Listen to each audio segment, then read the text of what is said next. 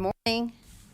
Good morning. We are starting the complaint committee for the State Board of Cosmetology and Barber Examiners. Today is Monday, April the 4th, and it is 8:40, and I'm going to turn the meeting over to Laura Martin, our attorney. Morning. Morning, Laura. So I have a couple of cases that I had flagged that I wanted to talk about, and I thought we could go over those first, and then you guys could let me know which ones you had read that you wanted to talk about.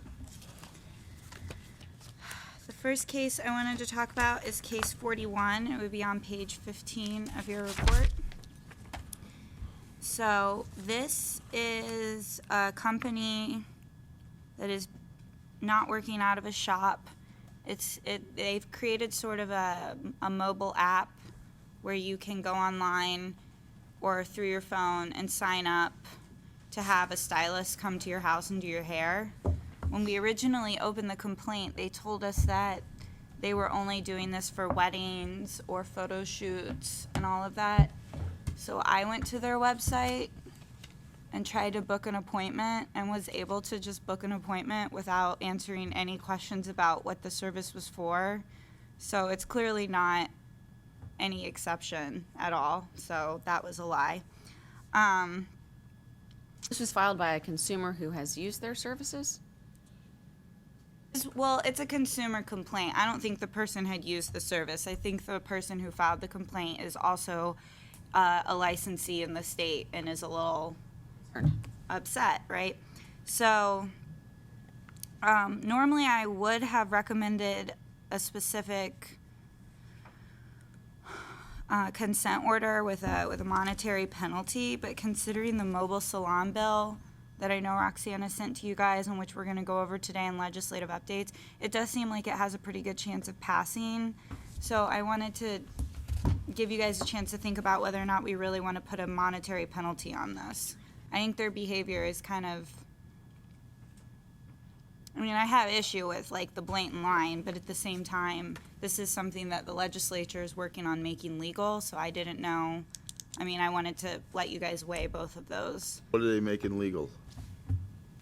Mobile salons, it hasn't passed yet. It's in the legislature. But these folks don't have a brick and mortar.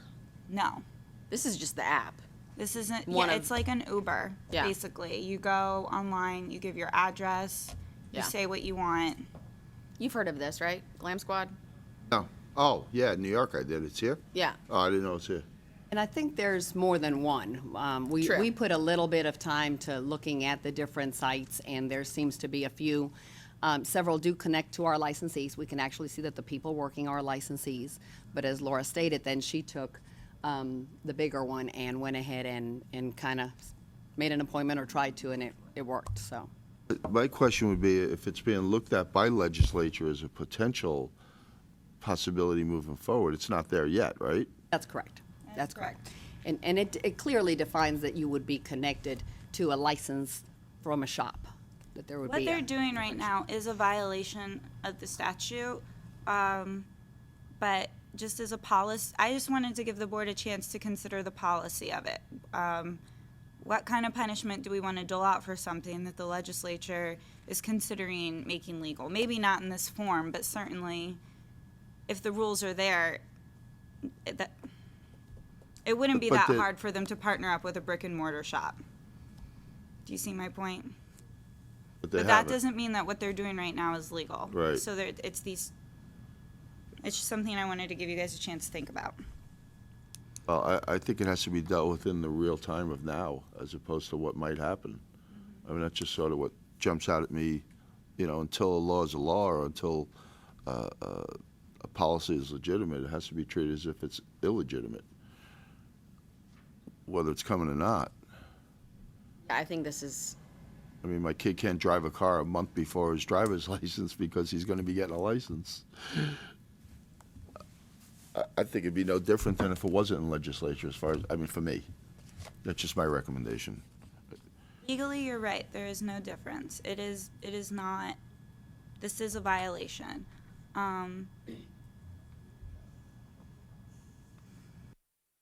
let me ask you this question.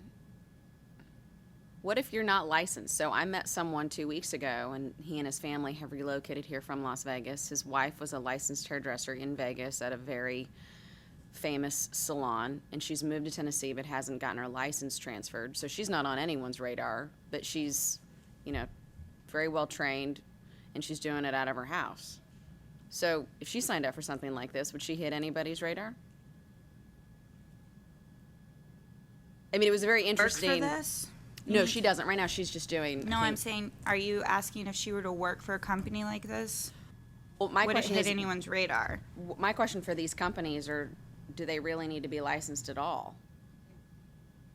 I mean, you're doing on-demand beauty services. Right now, if you're doing hair and makeup on a movie set, you don't need a license, do you? You need a license, you don't need a shop license. Is there some loophole where you don't have to have a license at all? Like you didn't have to go? You're not getting paid. Oh, okay. You don't have to have a shop license to work. So, weddings where people come to someone's house and do everyone's hair, you don't need a shop license, but you have to be a licensee. Same with theater productions, movie sets, modeling sessions. The exception is for a shop license, because anyone else has to work under a shop license or a school license, right? But if you're working, right, there's some flexibility here. If you're Freelancers. Yeah. So if you're working for a band and you're going around with them, you have to be licensed as a person, but you don't have to apply for a shop license everywhere you go. Because Why think would you about have it, to be everywhere. licensed as, if you're going around a band and you've been cutting the band's hair as an unlicensed hairdresser? That band can't get their hair cut by their friend that doesn't have a license? As long as they're not paying them. You have to be licensed to cut hair at all in Tennessee. You don't have to have a shop license if you're working. The exception in the law is for a shop license. It's not for an individual license.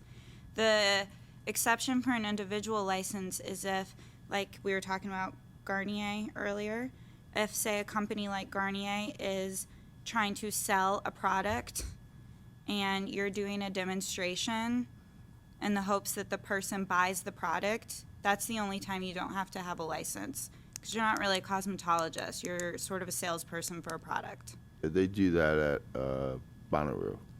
That's what she had Oh, mentioned. is that what you're talking about? Yeah.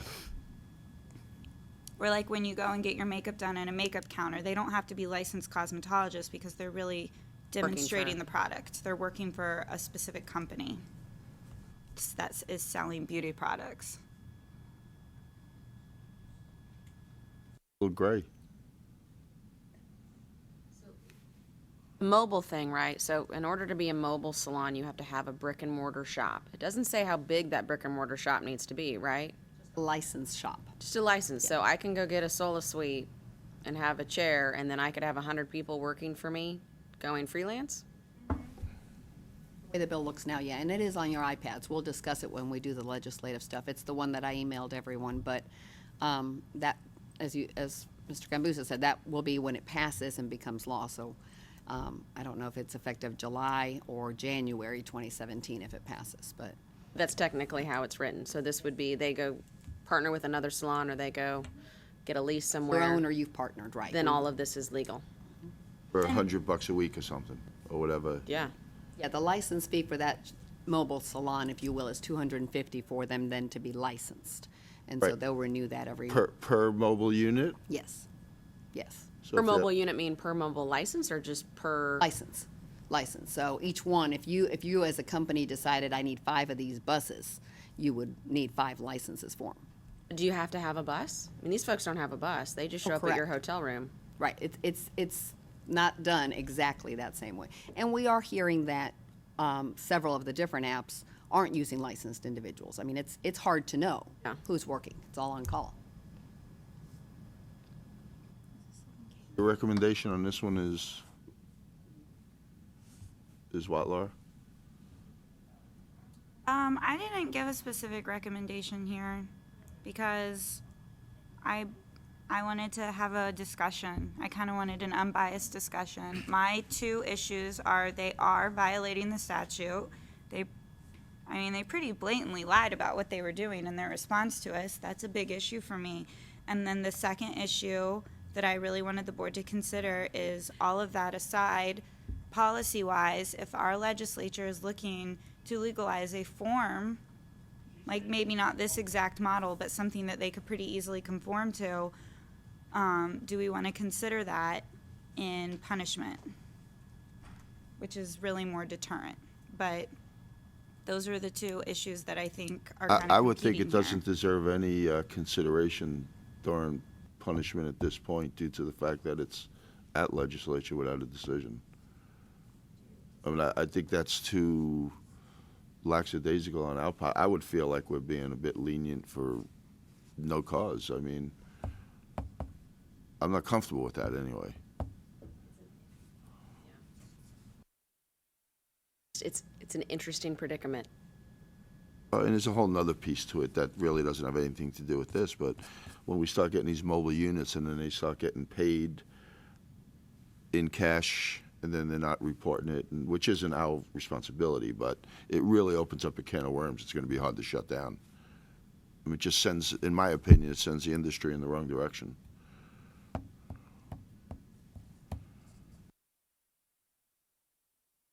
Well, we can table this one for now if you want, and we can come back to it with the full board, or maybe at the end of the report, unless you have, do you have a recommendation do you have a specific guess- action that you're more comfortable with? The way I feel right now is my business can't do this, technically, right? So my business can't do this, why can their business do this?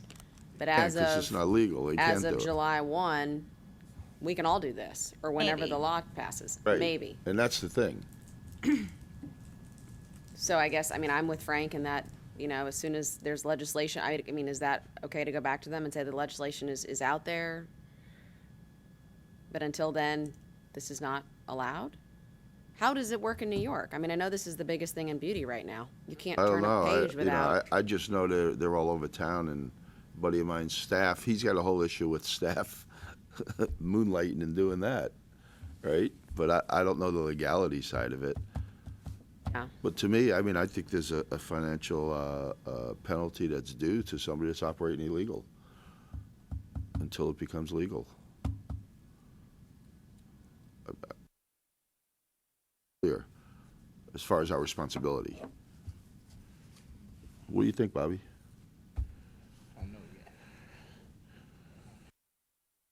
Have we heard any more from the legislator from the last time you sent us this?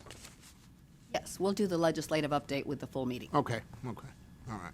I mean, for context, right? You guys, we've constantly spent time hunting people down who are on Facebook promoting hair services. Why is it not okay for Sally to not do it out of her home on Facebook, but just because these folks are organized and have a fancy app, it's okay for them to do it, right? And it's more detrimental to me to the whole safety of the consumer because they are more together doing it, which means they're gonna. I mean, they're not legal doing it, but they're in a position to me, you know, you're hiring. You need more people to hire. You're gonna be grabbing people in licensed. If they're not licensed, how do we know that people performing services are? Well, and if you're the consumer and you're here for your bachelorette party and you call this person, how do you know they know what they're doing? I will say that for this specific company, one of Roxana's staff persons had, we really had him dig into this as much as possible. It does appear that they're using licensed people. So I don't want them to be completely vilified, but I mean, you're right. It is very similar to the person who just does it out of a friend's home. Yeah, I mean, we've got those cases every month, right? Where a friend has turned in someone, my neighbor's doing hair, it's not legal, and I mean, you reach out to them and tell them to stop it, right? Well, I think the whole reason for these rules and regulations is so we don't have to make case-by-case decisions. Otherwise, we'd be dealing with each decision case by case without any bylaw or guideline or operating procedure to go by. What kind of financial penalty would you be comfortable with here? I would ask our attorney what she would recommend. I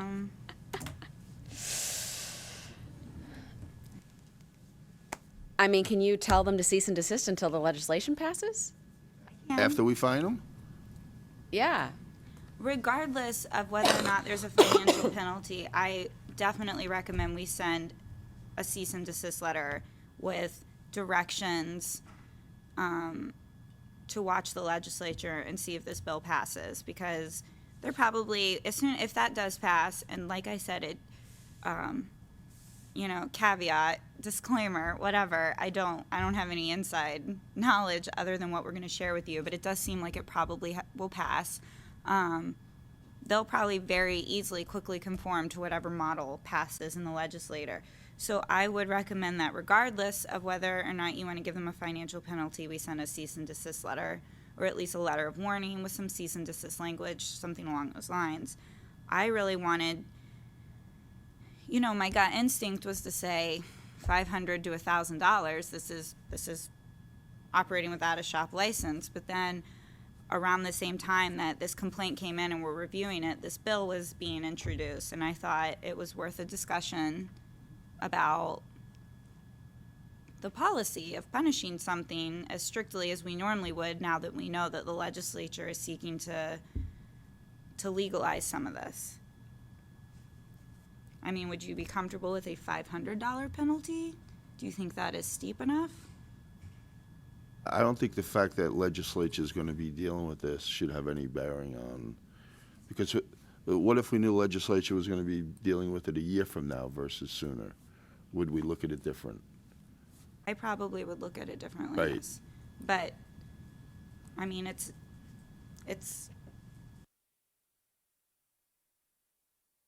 So they today, I don't. I sign up for $250. I buy a truck. Who's going to inspect my truck? We'll have to work out those deals. The way I believe the bill is, it does give us the authority to determine how is it we're going to inspect, whether we ask them to once a quarter go to the brick and mortar salon and we inspect there.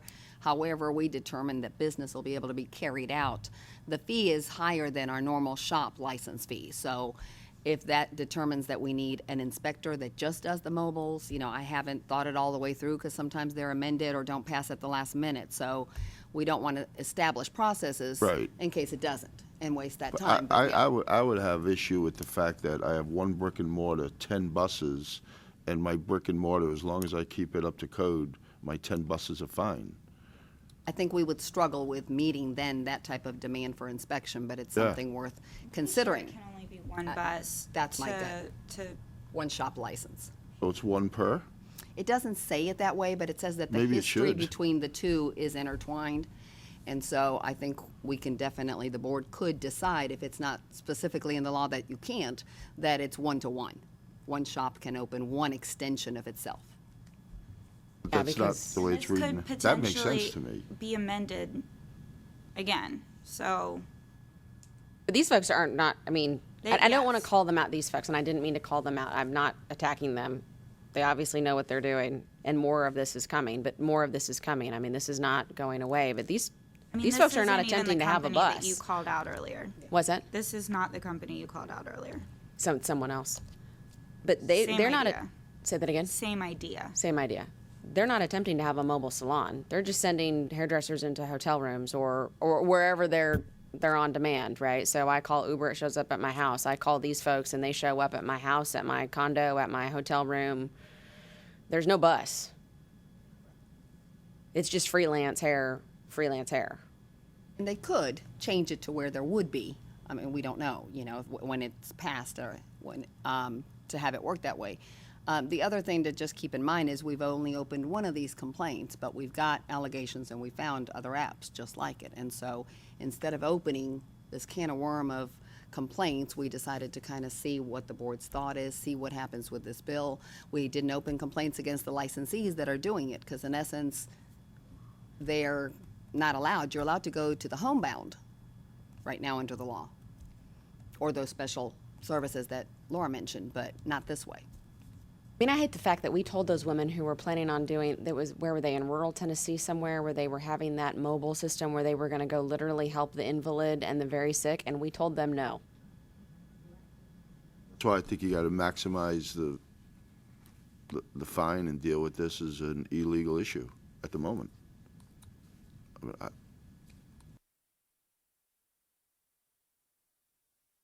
I'm better, yeah, the $500, I mean, if they made 2,000 on a visit, 500's a one-time pay, and then they keep doing it. Probably same thing with the 1,000, but I think we have to take a stand as a board to feel comfortable that we're serving the public properly.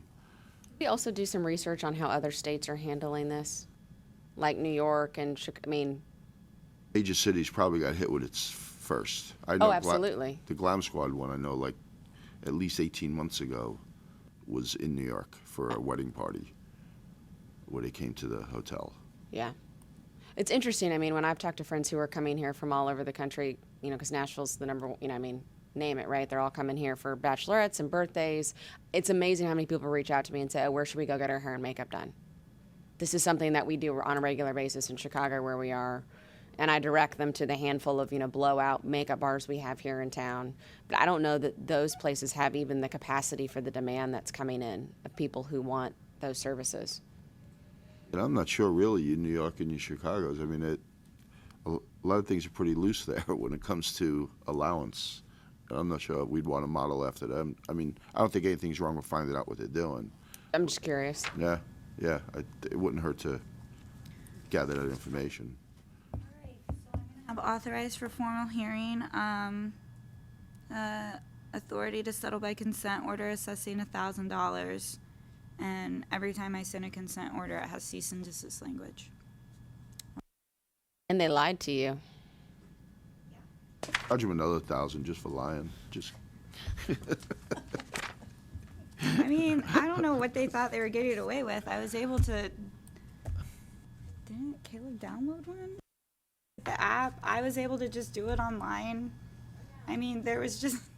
oh, the same thing my kid thinks when he tells me the dog ate his homework. They have a You think specific you're gonna get away point with it. saying, yeah, and they're frequently asked questions. They have a specific point saying to call them separately if you're booking for a wedding or an entertainment event. And I was thinking, so then obviously this quick booking has nothing to do with entertainment events.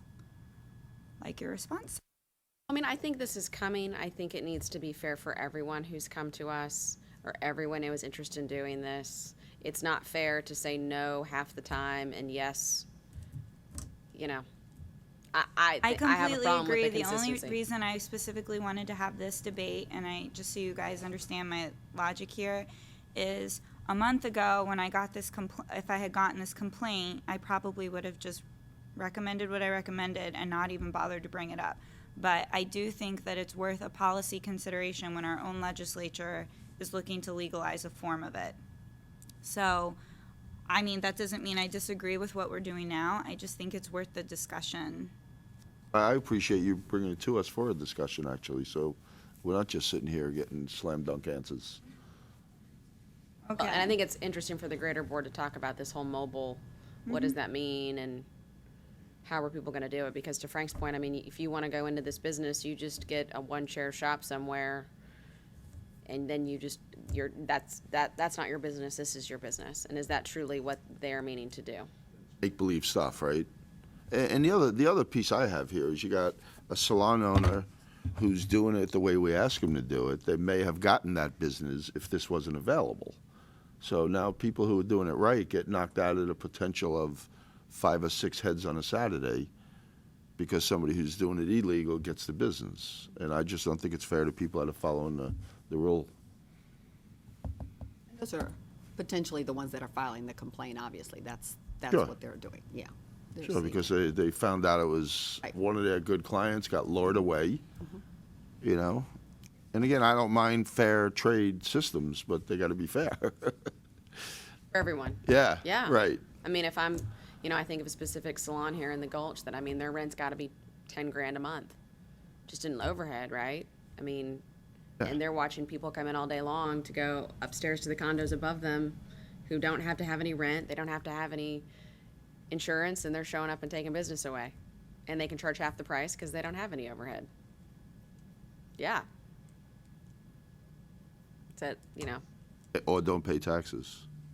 Did I say that already? What? Okay, let's move on to cases 47 through 58. That starts on page 17 And then the description of the case is at the end of page 18, mostly page 19. So these are all individuals in the state of Tennessee who attended one of, I think, four, is it four? Did you just say, No. Laura? I'm sorry. I'm sorry. So case 47 is on the top of page 17, but It's page 16 on your iPads.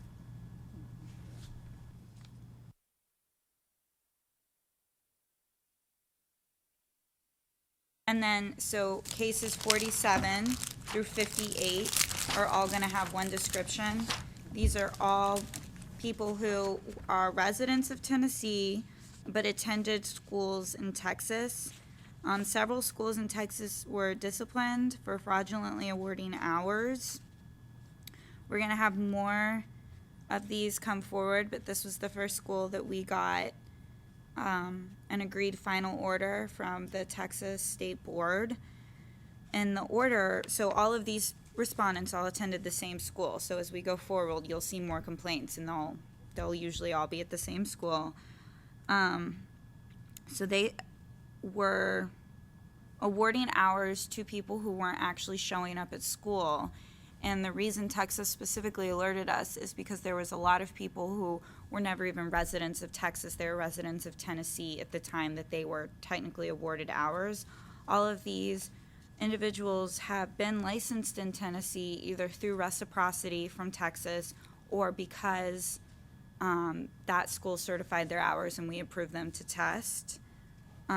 Now that specific school in Texas has signed an order that specifically calls out, among others, but these specific people as having been awarded hours for time in school that they didn't actually attend. Out of all of these people, only 2 have responded to the complaint. And both of those responses gave similar excuses, I guess, saying that they were residents in Tennessee and they were doing distance course learning, but then they were traveling to Texas to do floor hours. I think that's something that should be worked out in litigation. I have a hard time understanding how you got all of your hours when you were living in Tennessee. My recommendation is to send a consent order assessing revocation. Going forward, whenever you would receive additional names, you would just, And there will be more. How many schools were there? These cases are stemming from 3 schools, the first 3 that were revoked, actually. We opened 12 complaints, so not all, I think we're missing 1 or 2 from here that had decent responses or We're different missing responses. 1 or 2 that had decent responses that Yeah, you need to are going to take more investigation, but this was the bulk of the respondents didn't respond at all to the complaint.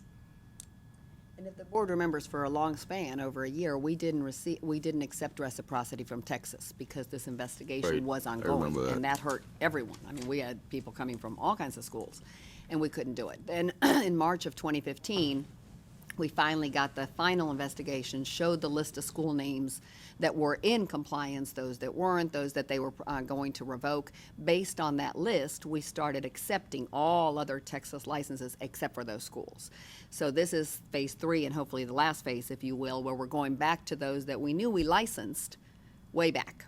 And so all of these folks came in through reciprocity from hours from those schools, and the license was obtained with no real hours, as Laura said, so. What motivated this school to cough up their truth? A complaint was opened in the board office. We actually received an email with some of this information, and we contacted Texas and asked for a formal investigation because we had seen an influx of our reciprocal from Texas.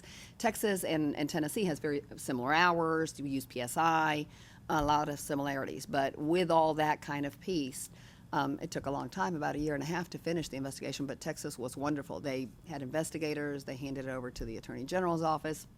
And so this is the result. And we gave them the reports that listed all of our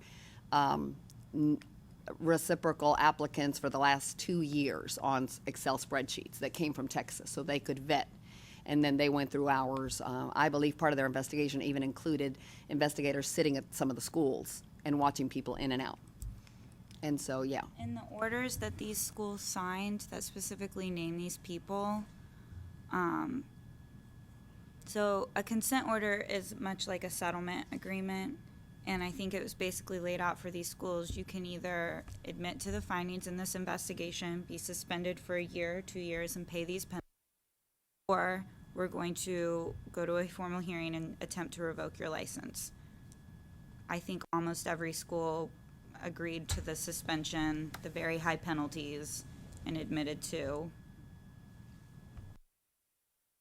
facts. It's not specifically in the order, but I believe Roxana told me that they had investigators sitting outside of schools, and then checking what the school was reporting daily for hours, and then also matching it up with who they actually saw coming and going from the school. So I think that Texas felt pretty Go with their secure finding, in yeah. their in the facts that they alleged in their order. So that was sort of that's sort of what. Post a letter and say, Done. sorry. Now, does that prevent them from getting a license in the future in Tennessee, or do they? Anytime somebody's license is, I mean, this has happened before where people's licenses are revoked. They go back to school, we make them come before the board, and the I'm not board saying we decides gotta whether or not they Kill can them for test. life, but they should have to go through what we went through to get a license. And actually, we've already really seen this because we've denied their reciprocity applications. So these folks have already then been, because we've denied them, because the board said don't accept those schools, they've been going to school in Tennessee, testing in Tennessee, and getting licenses. So for the last year and a half, that's how they've had to do it, because we denied their reciprocal credentials. So had they been in the first batch that got reciprocity, They would have been licensed and be happy. And That's on what these occasion, people are. yeah, we've heard that. But you gave a license to my cousin, my friend, and Right. all I've said for a while is we will be dealing with those at a later date. So this is the first 12 from those schools. I think our spreadsheet has about 60 names. So we may stagger the next batch as well and just keep going. I would just make a motion then to accept the recommendation of council. I'll second. And then the last case I want to talk about is not on your legal report.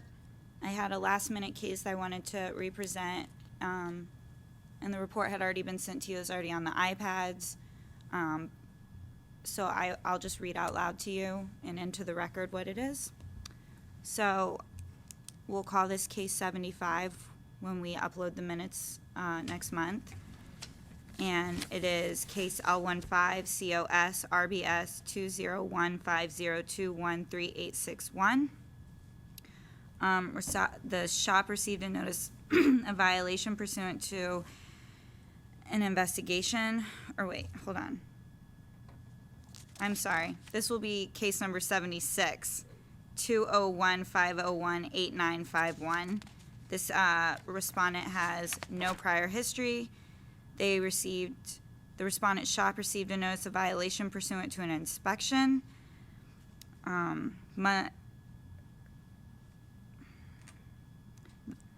So this was a re-inspection from several months back when the shop license had been expired, but the owner claimed it had been renewed. Months later, the shop was still operating on an expired license. The owner had a customer in her stylist's chair. The board originally assessed $250 for this complaint, but later investigation by me, not by an investigator, showed that the respondent had already submitted money towards the complaints, but had failed to sign agreed citations. So she has already paid $200, which was what was originally assessed on the agreed citation, but had not signed the agreed citation and thought that her complaints were closed. And she's also already renewed her shop license. So I would like to reduce the consent order to just $1,000, to just $100, because at that point she'll just have to sign the consent order. She's already submitted the money. Her license is renewed, and then we'll be even.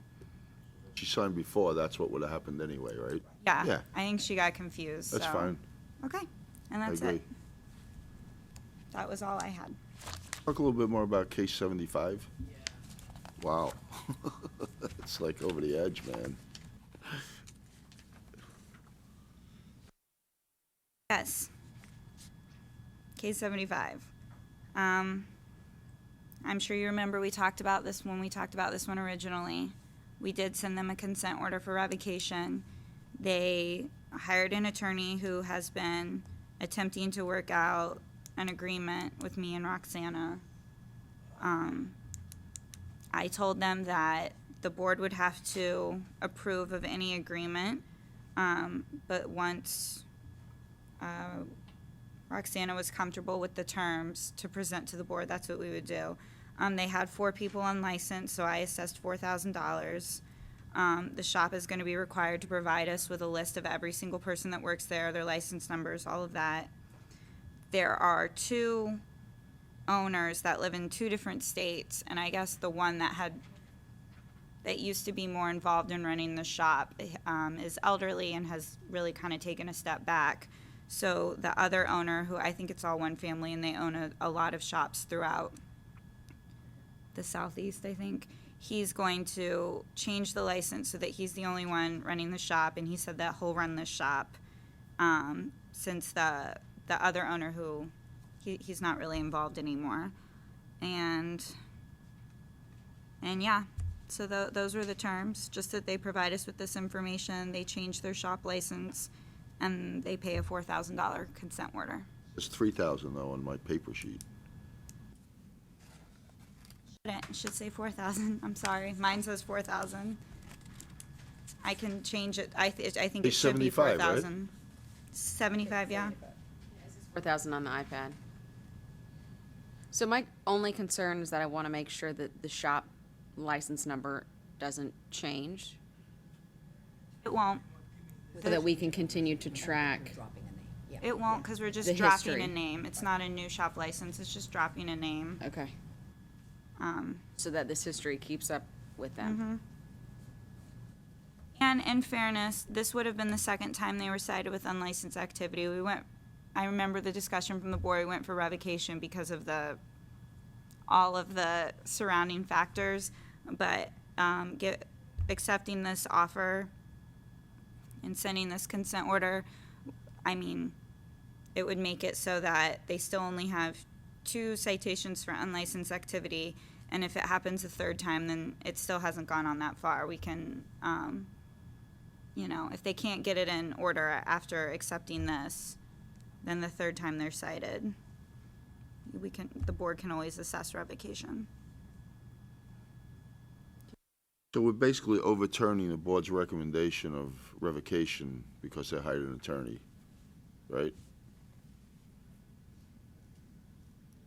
I mean, I would say I agree with the first half of that sentence. We would be overturning the board's recommendation for revocation, and substituting this agreement.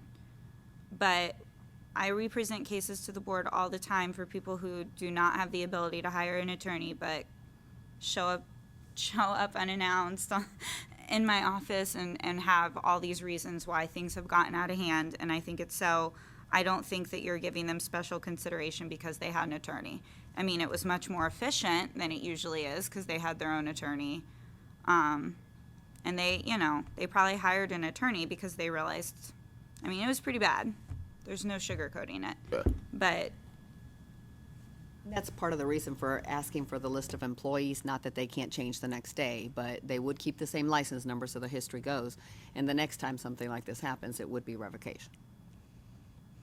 Is that included? Can that be included in the citation? That, I mean, this is, this is a gift.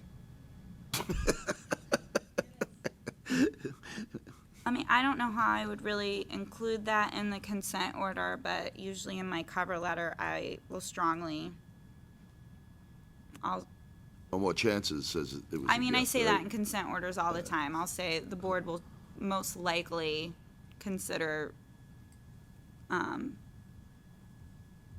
attempting to revoke your license should you be cited for this in the future. That is something that I tell them, and that's something I can tell the attorney to pass on to the shop. Basically, was this assessed because of the 1,000 per person? Is how we got to that number?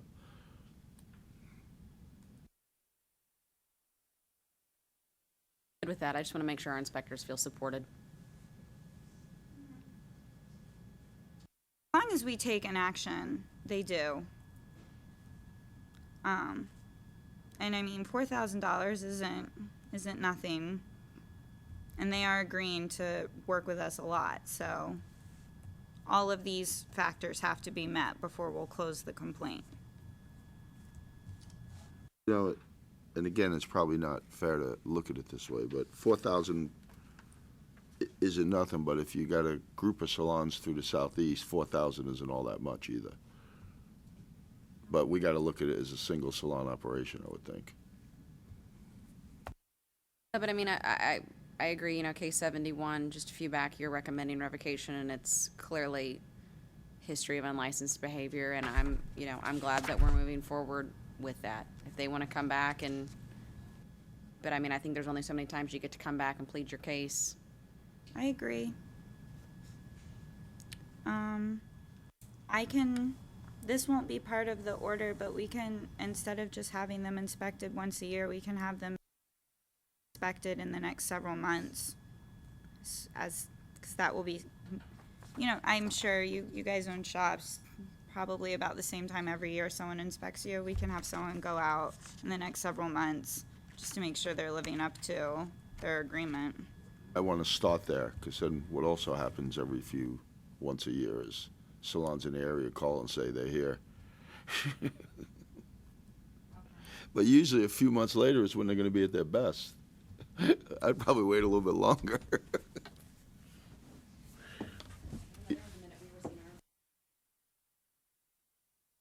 Wanted to come have coffee. Probably liked you, Amy. I can't take credit for it. I wasn't there.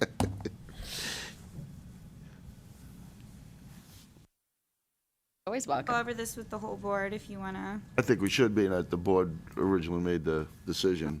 I mean, it sounds very reasonable. And I agree, I think it is a pretty good chunk of money for one store.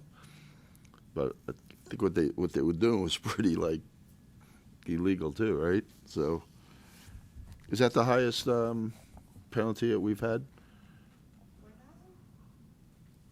No. But they had 4 unlicensed workers. Typically, it's $1,000 per licensed person, right?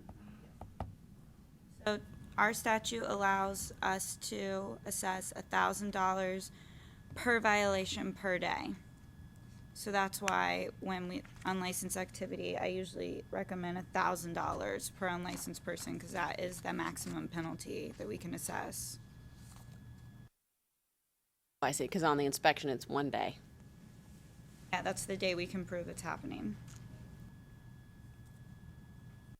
Once it goes to formal hearing, it's different. The litigators can ask the judge for once it goes to formal hearing, they do have limitations, but not the same limitations that I have here at sort of the settlement process. Right. I just, one favor, if we're going to talk about the mobile legislation today, can we do that first before With the bill? going into our stuff, so that Yeah. we've had that conversation or folks are aware of it?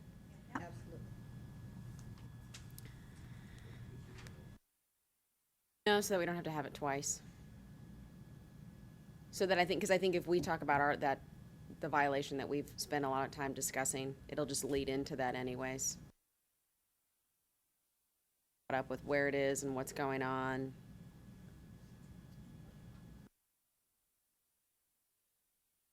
Those were all of the cases I had. Other than 75, were there any other cases you guys specifically wanted to talk about? That was my biggie.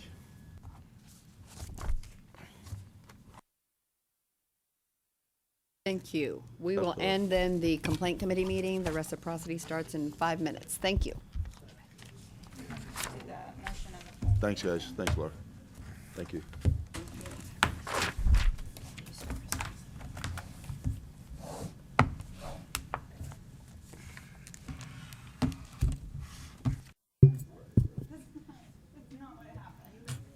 Good morning. Morning. Morning. We are going to get started with the reciprocity committee meeting. you give me a minute, here we go. First, on your iPads.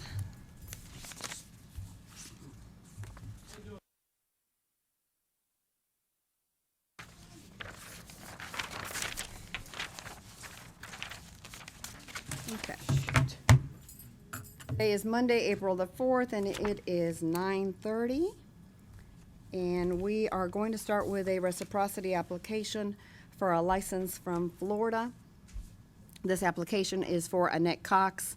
The certification shows that she had an initial license in December 1993 with 1,200 hours and no practical exam.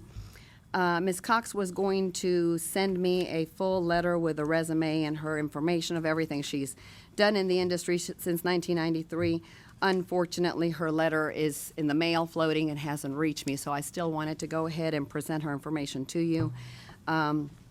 She has work experience as far as the one letter that's stating there, so the hours are not the issue. The situation would be that I mailed her a letter for the practical exam, and she's asking the board consideration, given that she's been practicing since 1993, to see if we would waive the practical.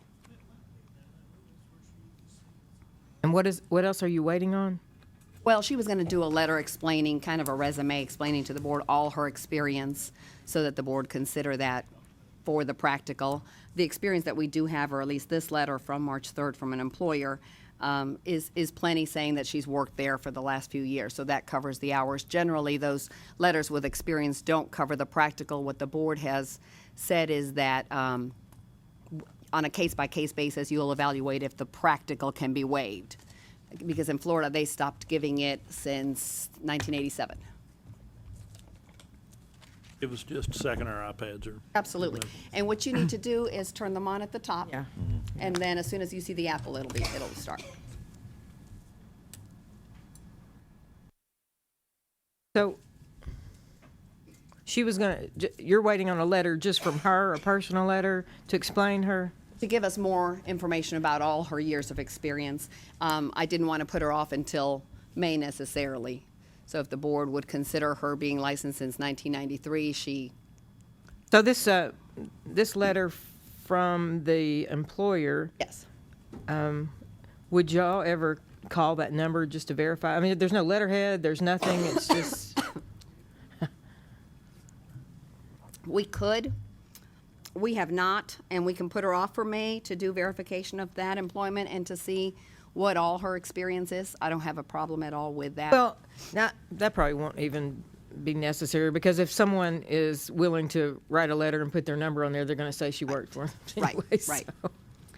Oh, there we go. With the internet, when it's a big company, it's real easy for me to find the shop online and that kind of thing. But otherwise, it becomes a little, like you said, I'm going to reach somebody probably anyway. Right. So my recommendation would be to approve her reciprocity, and not have her take, given that she's been licensed since 1993. But otherwise, if the board still wants her to take the practical, that's the letter I've sent her. Has 5 years work experience.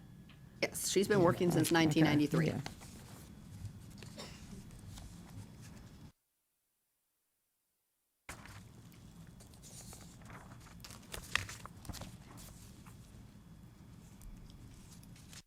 Make a recommendation for to waive the practical for since 93. I'd second. Okay, motion and a second that we grant reciprocity. All in favor? Aye. Motion carries. Thank you. Next, we have a reciprocity application of an esthetician license from Indiana for Anna Marie Yarcarino. The certification shows initial license in May of 2014 with 700 hours by examination. Ms. Yarcarino went ahead and provided information from the school that she attended, and that is on your iPad starting on page 10.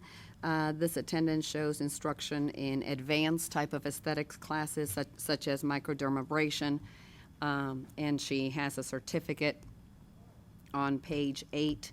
And so it would be hard for her to find a school that would just have her go the 50 hours.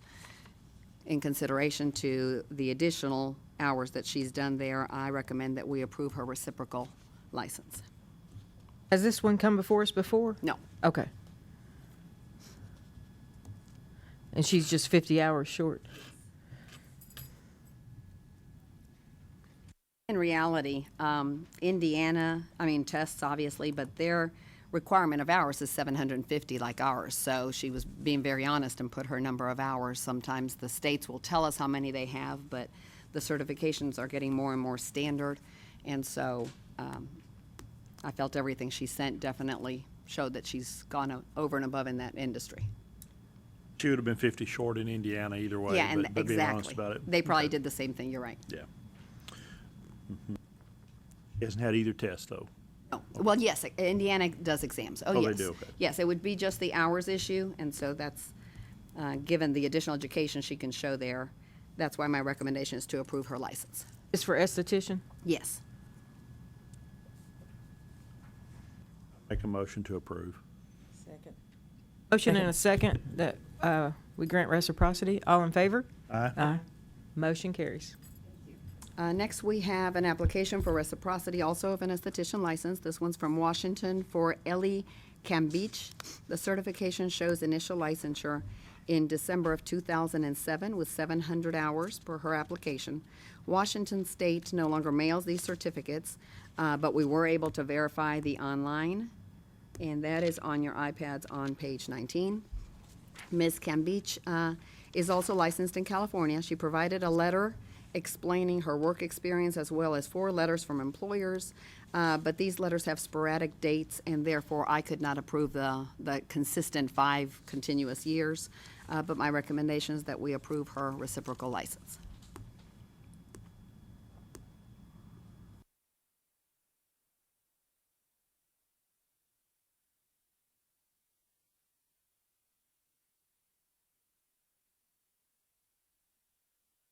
Had the state practical one written in 2009, so Yes. Washington does, and then it looks like California accepted her by reciprocity soon after. Same situation, she would be missing the 50. Oh.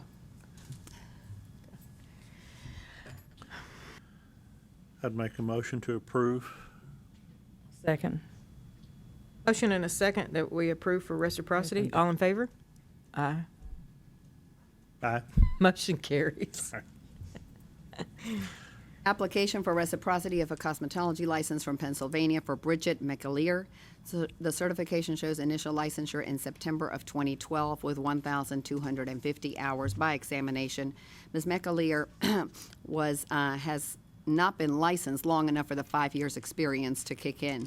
However, she's provided a letter explaining that between 2007, and that letter is on page 28, between 2007 and 2012, she worked as a hairstylist assistant. Apprenticeship is recognized in Pennsylvania. However, there's no way for the board to be able to confirm those hours. My recommendation would be that she take the Tennessee examination. Both of them. Yes, now she's taken them. It's just she's just been practicing for 3 years. And so if the board prefers she just take one of them, it would be the practical. The theory is a hard exam for PSI to just give it, because after it you roll to the practical, and then applicants forget to tell us, and we go into kind of a difficult process. But if we count her apprentice hours toward the hours that she's missing, I thought that that would be the fair thing, because she's in essence worked way before getting her license, and that is the information that she's provided in a letter. I don't have it from a shop, and I don't have it from the board either as far as approval, but it is allowed in Pennsylvania. I'd make a motion for take the the practical part of her test. Second. Take the practical. Of the state board, Okay, motion and a second that she take the practical exam. All in favor? Aye. Motion carries. Next is a reciprocity application of a manicurist license from Georgia for Christina Nguyen. The certification shows an initial licensure in May of 2014 by examination. Ms. Nguyen stated via email that she did apprenticeship program. Unfortunately, Georgia's certification does not specify that she completed it through apprenticeship. In any case, the 1,050 hours is what Georgia acknowledges for a nail technician, which translates to 525 credit hours. My recommendation is that the applicant take the Tennessee exams.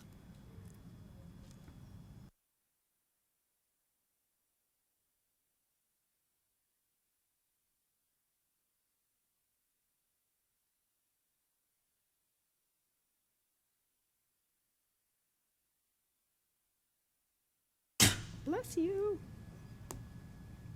That's just for the nail license, correct? Yes, it's the manicurist license, bless you. The letter that is provided on page 37 states that she worked at the shop as approximately 2,050 hours, and that's what the state needs. In reality, the apprentice hours in Georgia are 1,050 hours, which is equal to the 525 that they normally state. It's from nail salon, right? She earned approximately 200 hours a month. That's a lot of hours each Per month month. for working. So Yeah. It's on kind of, average. Given that the certification doesn't tell us it's through 525 traditional or the apprentice, she's short not a lot of hours. She's obviously been working at it. She hasn't been licensed long. That's the reason for my recommendation for the exam, unless the board thinks she needs to get the additional hours.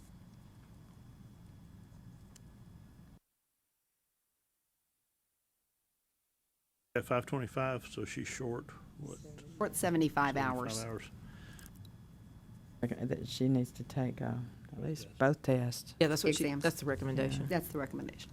Is that a motion? Second that. Okay. Motion and a second that she take both Tennessee exams. All in favor? Aye. Motion carries. We're done. Thank Oh, you. wow. That was is- 5, right? Is it 5? You're probably right. Yeah. Let me go back. 1, 2, 3. Yes. Wow. That's a record. Thank you. Yes. We will stop. Isn't that wonderful?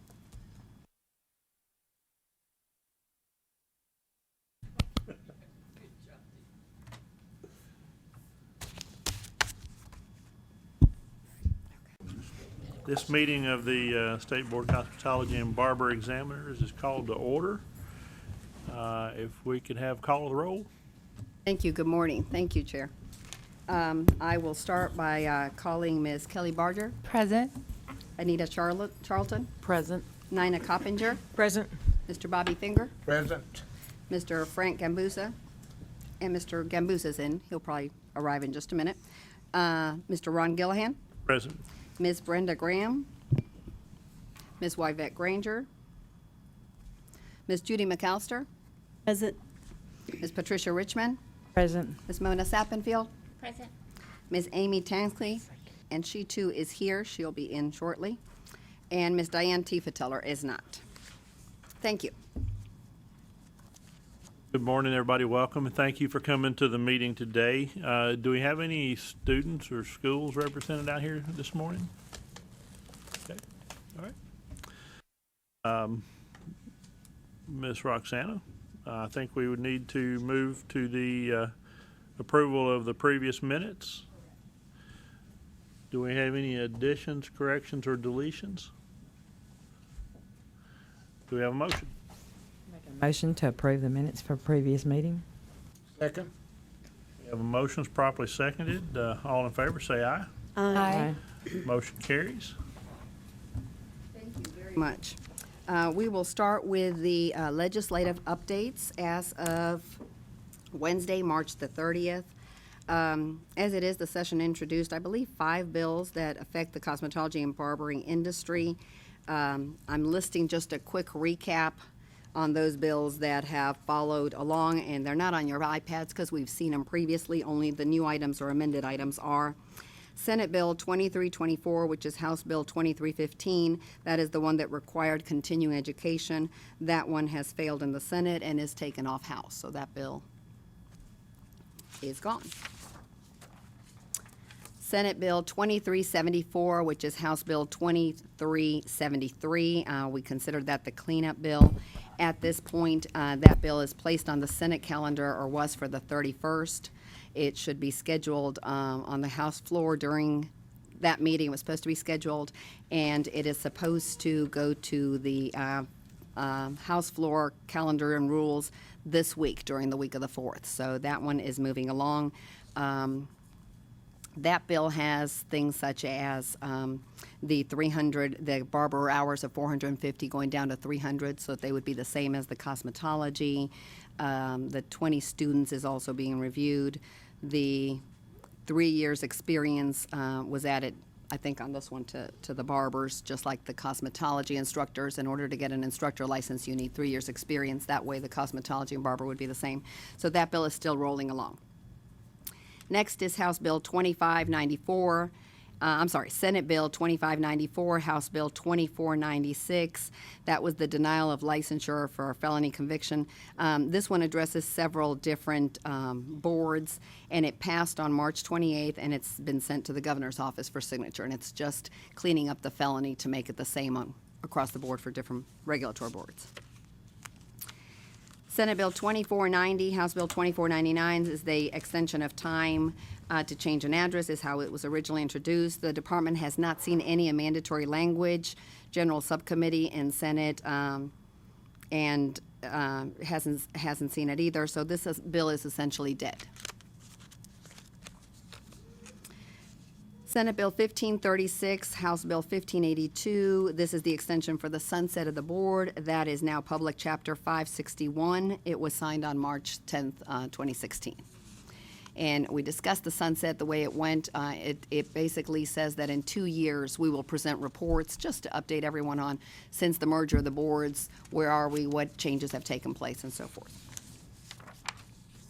The next two are on your iPads, so if you'll turn to page 2, that is Senate Bill 2534 and House Bill 2569. And that one will be scheduled, it was scheduled for March the 31st, and then they should set the date for that to be heard on the House floor this week. And that one affects several boards. For the cosmetology and barber board, it adds flexibility to the manager. This is something that we've been discussing about, talking about, so that the managers in the shop, as long as they are licensees, can be good managers and not be focused on which discipline it is that they hold a license in. So this would clarify some of that. The board portion is on section 4, and I'll be happy to give everyone some time. Starts on page 5 of your iPads. That would be our chapter. And then the cosmetology piece is right below it. I mailed this one to the board a while back when we first got it.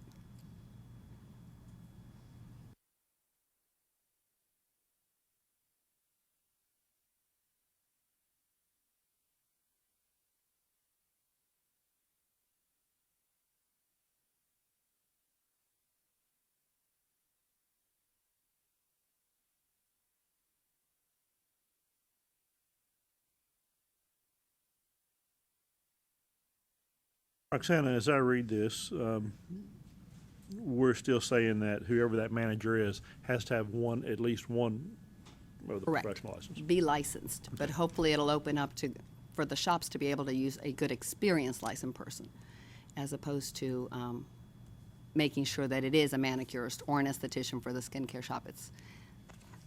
They've got to, and then they also have to designate the manager. This should help for the field inspections when we come in. So it's going to be a training process, there's no doubt.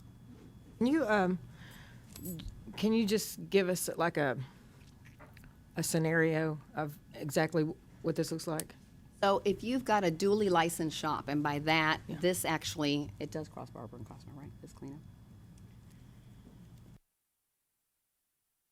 If you've got a shop that is a cosmetology shop and a barber shop, or in some cases manicuring and skincare, those are the most common crossovers.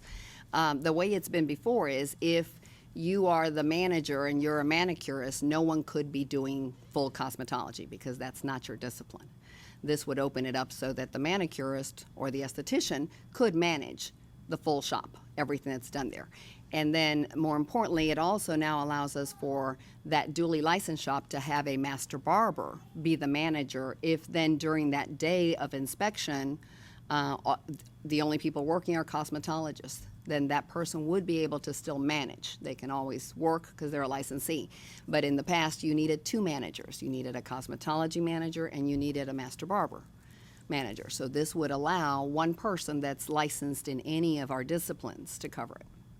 And it just goes on to state that obviously the manager can only practice in the Correct. field where they're licensed. Okay. Right, right. Okay. If there are no other questions with this one, we will proceed to the other bill, and this is the bill that was introduced while we were in the board meeting, I believe, last month. So this is Senate Bill 2167, House Bill 2486, described as mobile salons, and this is in addition to an existing licensed salon. This has been reset in the Senate calendar for this week. It was scheduled for the 30th, so it's been moved. This is basically an amended bill.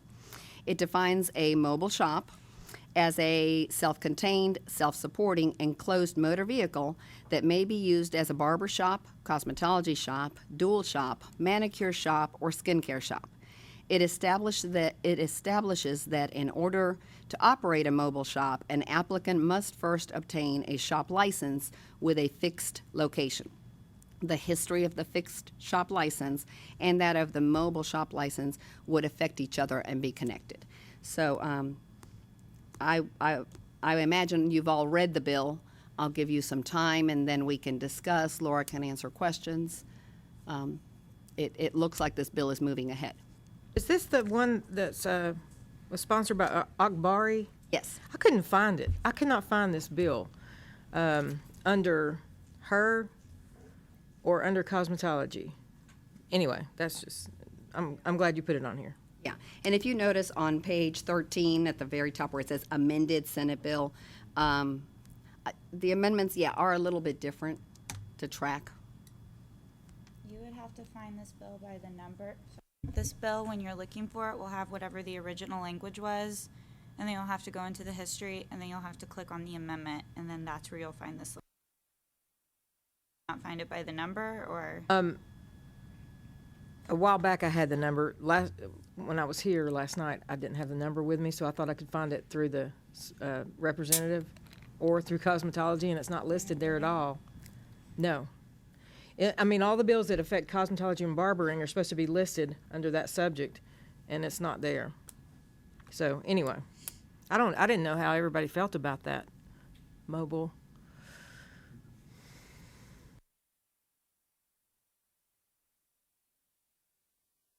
Where you need it. Oh yeah. Oh yeah. I think that we're having a difficult time, as it appears sometimes, just keeping track of sanitation and cleanliness in our fixed shops. So whenever we put them on the road, see that getting worse. However, I have a question, maybe it's in here and I've overlooked it.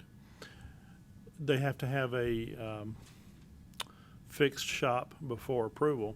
Do they have to maintain that fixed shop for the duration? Yes, Or are they gonna? the two license will be, the way we will do it in our system is we will establish a relationship. So if one Okay. was to close, it would pop up the other one. Same thing with violations. If a notice of violation is issued against one of the two, it being the mobile or the foundation shop, then it would pop up against the other so we could see the connection. Theoretically, they would both need to be inspected at the same time. So when you go to the fixed shop and the mobile shop is gone, it's Not gonna- necessarily. I think that those details we will have to discuss. Because they'll have two separate licenses, they'll be related based on managers, owners, that kind of thing. But we wouldn't have to. We would just still have to inspect them annually, but not necessarily together. Oh, okay. So they really don't need to be, they can have different ownership. They just need to have a correlation to a brick and mortar.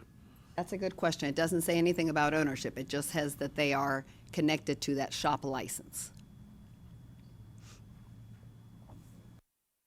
Roxana, how do you see the inspectors actually tracking down these mobile shops and actually finding one to inspect on a given day? You know, I think we'll have to do a little bit more research to learn from states that have been doing this. It was proposed at one other time, and I checked with, I think, 2 states at the time. And what they do with their mobile licenses is they give them a time period of when the vehicles need to be somewhere to be inspected. It takes away from some of the popping into a shop and inspecting it randomly, but it makes it difficult otherwise. So that's one path we could do. And then the other would be, we know the area that the shop or mobile goes to, and then knowing their plans for the week or 2-week session, whatever's submitted to the board, then they would have to be where they're telling us they're going to be. I think if I recall, in Florida, they have a similar system where the barbers can leave the shop and go out in the public. But they have to maintain a log in the shop, and if the inspector comes into the shop and the barber's not there or to be somewhere else, that can be tracked back. I'm not quite sure how their system works on it, but there is a log and they're supposed to register in advance of where they're going. So just something to think about. I think it's a great idea, and I really see the need. I have relatives that needed this service, but I just want to make sure it's going to be trackable and inspectable, and so. We have, without a doubt, gotten calls in the board office for this interest. Now, none of them have talked about it the way it's been proposed this way, connected to a license, so I think this is a good thing. It would give us something to fall back on, history, all of that, but there's definitely interest from those that are coming from other states that are doing it. You know, they've been wanting it, so we'll have to work out the details. Does this So- require, I'm sorry, go ahead. I was just gonna say, does a 1-chair rental suite fall under that situation? So because the salon suites or the, you know, different concepts that we have of those aren't dictated as to how they have to function. You may have a large salon that has 7 salon suites and all 7 different licenses. That would still fall in line with this because that license is issued to a shop in a location. The fact that there's 5 licenses in that area wouldn't make a difference. So yes, that salon suite would be connected to a mobile.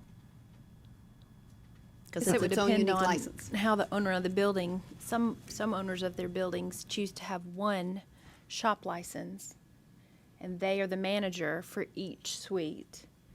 And some buildings choose for every private salon to have their own shop license. And the building doesn't have a shop license, just each individual studio has a cosmetology shop license. Does that make sense? Both of those, that's just a matter of up to the person how to Yeah, do it? just who, probably up to the property owner, really.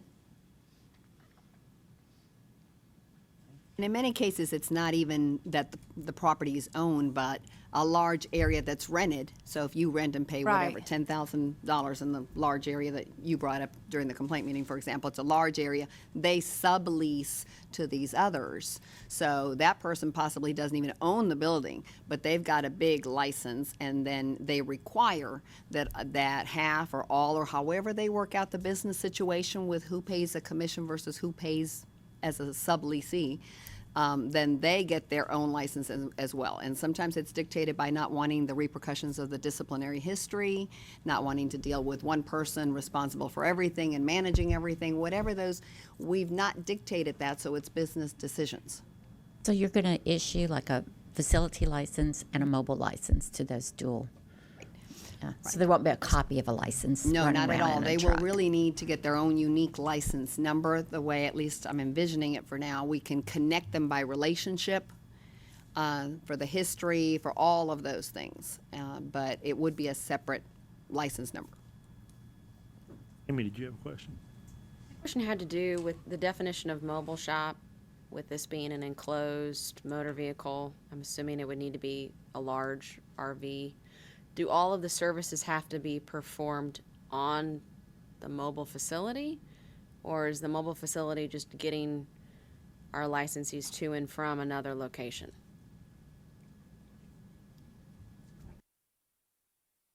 being parked in someone's driveway. I'm thinking, can you Right. get a trailer and just put it behind your car and say I'm mobile? Or drive your car there and do it on the sidewalk. Yeah. Like, I'm thinking like in a nursing home, maybe, like if someone goes in. Is that what you're thinking? Well, She's thinking about them going just- into a pool hall to do it. Right. Just as easily as a nursing home, right? Right. Because it don't say. Yeah. Were you thinking of that, a pool hall? As well be. it wasn't the first thing that popped into my mind, but I guess I was wondering, you know, if you were going, if you I guess do these services have to happen within the vehicle or not? Which would be a big question. Well, Because that's you're what right. I Then assumed. my car turns into a mobile salon, and I'm Well, that's what you assume, but that's Well, not I the way it's know. written. Definition I know. doesn't It's a say great that. question. That's a great question, because a mobile salon, it should be happening inside that. It's just like the mobile car washes that come to you and they have It's a a little salon trailer on pulled wheels. behind them. yeah. They And were then everything's And there. are we going to have a and it's like criteria a, of what like needs a- to be in that mobile unit? Yes. And what type of mobile Yes, unit? we will have to put in, just like we do the shops, the equipment that's needed. Go ahead. I was gonna say that the definition does say that the vehicle has to be able to be used as a barber shop. I don't think you could really use a sedan as a barber shop, so that wouldn't really pass any initial inspection. I think the question you're asking about is gonna require context. So if you have a huge truck that can sort of maybe open out and Yeah. spill out a little bit, I don't imagine anyone would have a problem with that, but I don't think you can be down the block and say, oh, I'm working under this mobile shop license. I think, unfortunately, since they've left it slightly ambiguous, it would have to be a context situation to figure out how strictly we want to interpret that. Will a mobile unit need to be wheelchair accessible? As the work would have to take place inside the mobile unit, correct? It doesn't say that. All it says is that it has to be able to be used as a barber shop or a cosmetology shop. So work has to be able to happen in there. But if they have the kind of vehicle that maybe they can open up, you've seen where With the like the back slides, of a the truck can slides. completely open up and then maybe something's happening like right there next to it. Maybe that would be okay. I just don't want. A little camper that has little slides out on them. Sounds what like I'm a sort great of idea that imagining. hasn't been thought through well enough yet to me. And we may need to establish some of those parameters, because as I've read this a few times, I don't see where it would stop your question, which is, I've got a mobile unit and I'm gonna park it, but I'm actually going door to door in this building. right. I mean, the mobile bus I'm thinking of is there's a woman in Brentwood who had one. Roxana said she'd sold it, but it is a massive RV, and I think that there were 3 or 4 chairs, and it was Well, it's a salon on wheels. is what- literally a mobile yeah, salon. I mean, exactly. running water, lights. Right. It was beautiful. Is that what we're talking about, or is this definition broader to where I can pull up my beauty van? The Walmart parking plaza. That would be what we're talking about, because it would have to meet inspection and have the necessary equipment to be considered a barber shop, a skincare shop, or whatever license they're applying for. So for that, we will have really all the same, I envision the same requirements that the shop has to have, if you're gonna be licensed to do all those services. Like a sink with running water? They don't have to have a restroom as it's written here, but if we say they need a sink with Yes. running water, then that would be there, because we can promulgate the rules. It says self-contained, self-supporting, enclosed motor vehicle that may be used as a barber shop or cosmetology shop. That's what, Does this get passed? Well, again, When is this happening? the different committees, I know that, I believe it's past one at least, so now it was reset during, for the Senate calendar for this week. Who's sponsoring this? Ackberry and Yes. who else? I think Bell. Bill. Right here, it says that a mobile shop shall not have to be required to have a restroom. But we can choose to have to have a sink or hot water. Like if you pull, I mean, I'm imagining if someone pulled into a, assisted living parking lot, and, maybe some of the residents would come to their appointment time is that kind of what we're thinking for? Okay. Probably broader than the nursing home, because the exception allows you to go to Well, yeah. anyway. So there they wouldn't need it, but, it could be that you set a corner on Broadway and 8th, and that's where you park every Monday and Tuesday, and the businesses in the area know that that's where you park, and you take appointments to be there, and you're an extension of ABC Beauty Salon located in Franklin. And just a neighborhood. Yeah. I mean, Yeah.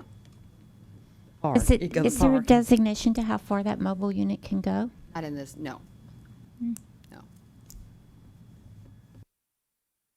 Not a number of how many you can have per shop license. So you could have one standalone shop license and 20 of these. great idea. Got to bring up something. This is not very complicated to invent, really.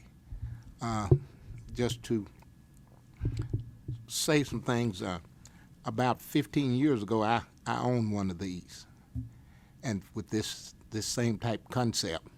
And what happened was the health department stopped me from going around doing it because they couldn't keep up with inspections.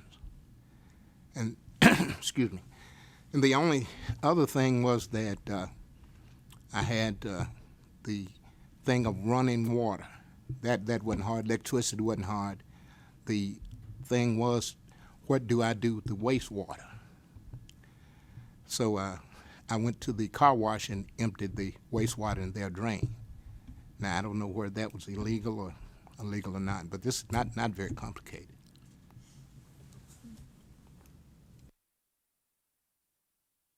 What does the health department have to do currently with that license? Now, the health department reviews any of our rules that relate specifically to health and safety. So, for instance, if we're making rules, kind of like our rules now, some of the rules are about student contracts. The health department doesn't really need to review that, but when we're changing any rules that relate to sanitation, the health department does review our rules. And if the health department thinks that our rules are sacrificing health and safety, the AG will not approve them. So before this goes to legislature or this week, that's already been approved by the health department then, so it could be presented properly? Health department was probably flagged that this bill was introduced, and they were given a chance to review it and raise their concerns much in the same way that our department was, but the legislature doesn't have the legislature gets to read all of our reviews and take from that what they want. Chances are what happened to Bobby 15 years ago wouldn't happen now. Well, and 15 years ago, take the food and beverage industry. I mean, the mobile vehicles that sell food now is just phenomenal. They no longer run into a situation. I mean, it's the common thing. Whereas 10 or 15 years ago, I bet you they were constantly either closed down or there were considerations. So it's, as an industry, learned how to make all those things be in compliance. I have a feeling at this point that it can be done successfully. I do know from the mobile food industry, there were a lot of local issues in Western Tennessee about that, like county license, state license, or state, county, and city license. And the city prohibited mobile food units until just 2 years ago in Memphis, but now they're everywhere. What was it? We know what day this will come up? Do we know what day this will come up, or it's just on the? It's this week. It's scheduled to be reviewed and put on calendar this week. So I'd imagine that isn't today, but any day this week. I can keep the board updated through emails if you want. If anything changes, I definitely will if it changes drastically. Can there be more amendments made at this point? I actually am not entirely sure. legislatures do, a specific legislature could potentially make an amendment while it's being discussed. But I personally, off the top of my head, don't know what their cutoff for that is. But Is it in committee or is it on the floor? I think it's going to the floor. Senate calendar. Yeah, that's tough on an amendment. Oh, I just wondered. Sometimes it Committee would have been happens last easier. minute, Yeah. which always gets people very upset. Yeah. When it happens in committee, we can track it, Right. but I would have to check on that to Okay. give you a completely clear answer. That's okay. I just didn't know where to keep an eye on it and see what was changing. Is there anything specific from the group that we feel like we need to watchdog on this? Or, I mean, I'm getting the feeling that everybody thinks it's a good idea. I don't know if I think it's a good one. I think it's an inevitable one. Set up anywhere. I mean, there goes your booth, there goes your rental. I mean, they can do their own shops basically wherever they want to do one, you know. Maybe we could just be hopeful that our remarks are taken into consideration when we stress the items that need to be inspected, since they are aware that inspections need to happen. That way, when we set the rules, that will, if these things aren't able to be inspected, then they can't be a mobile salon. And that'll hopefully settle some of our fears.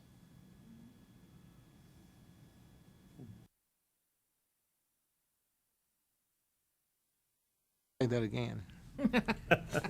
I'm saying hopefully it'll be up to us to set what will be inspected. Okay. Oh, yeah, like when we were Like, do they have to have hot water? When we were surprised with the apprenticeship, then we set all the rules for that. Right. Yeah. I think this board can rise to that challenge. Yeah. So, As the bill is, if it's signed and passed as law, it's effective January 1st. But yes, as we mentioned, rules are going to need to be promulgated. So I'm sure we'll address all of those things.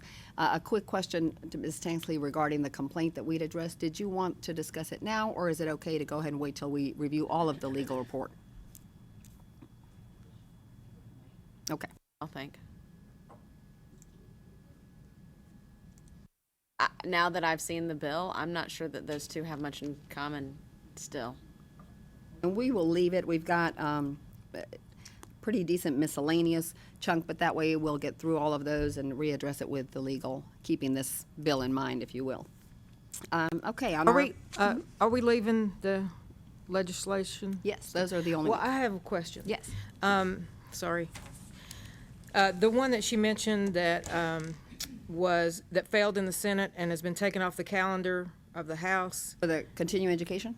Yes, but it also, it's sponsored by Parkinson, who came before us years ago, last year, whenever, from Memphis.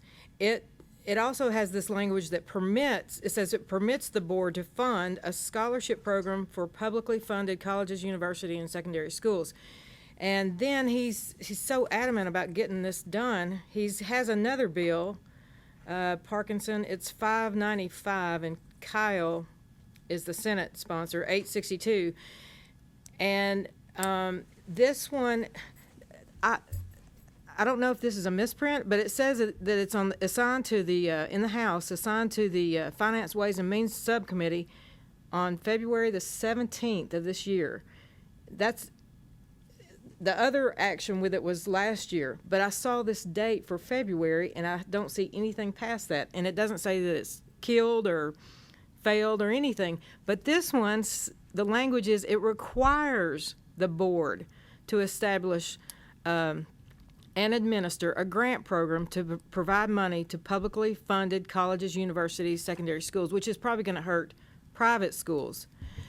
I just want to know Did that mention $2 or no? Yes. I think it's because this is the session that continues bills, pardon me, from the previous year. I think that's language that's carrying from last year.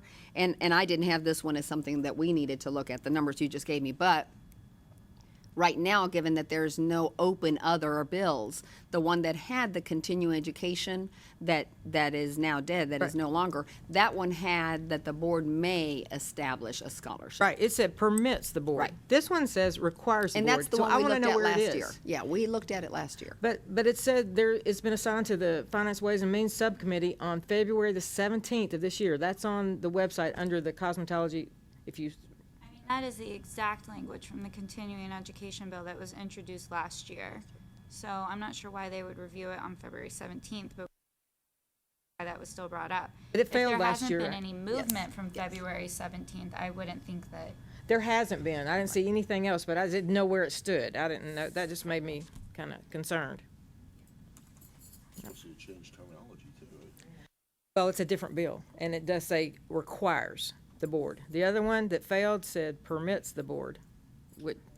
I will, when we leave the meeting, contact the liaison that looks at all these bills, and you all know Rachel Powers, she also works on these, make sure that that's either a date misprint or something that closed it. Because the way the bill was last year, it talked about the 2 years and that we had to establish it, and that failed last year. Being the 2-year turnover, that could have something to do with the finance reviewed it for some reason. But the way the bill this year, that didn't say we had to, it said we may, it also has failed. So at least for Yeah. now, neither I one knew of that those. one had, but I just didn't know about this particular one. Yeah, so I will definitely follow up. and Thanks. Email everyone if something else is on it. Okay, so next on our agenda, we have appearing before the board. This is on your iPads. We are on page 18, continuing education session for the professional business consultants. And I will ask Ms. Pearl Eva Walker to come on up.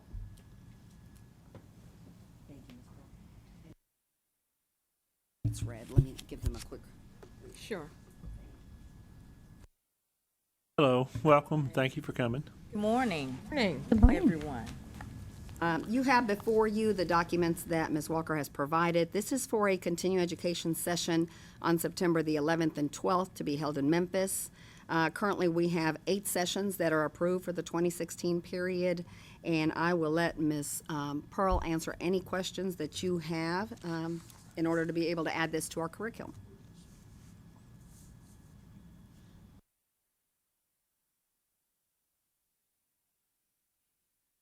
Is this your first continuing education sessions that you've presented? Producing, yes, sir.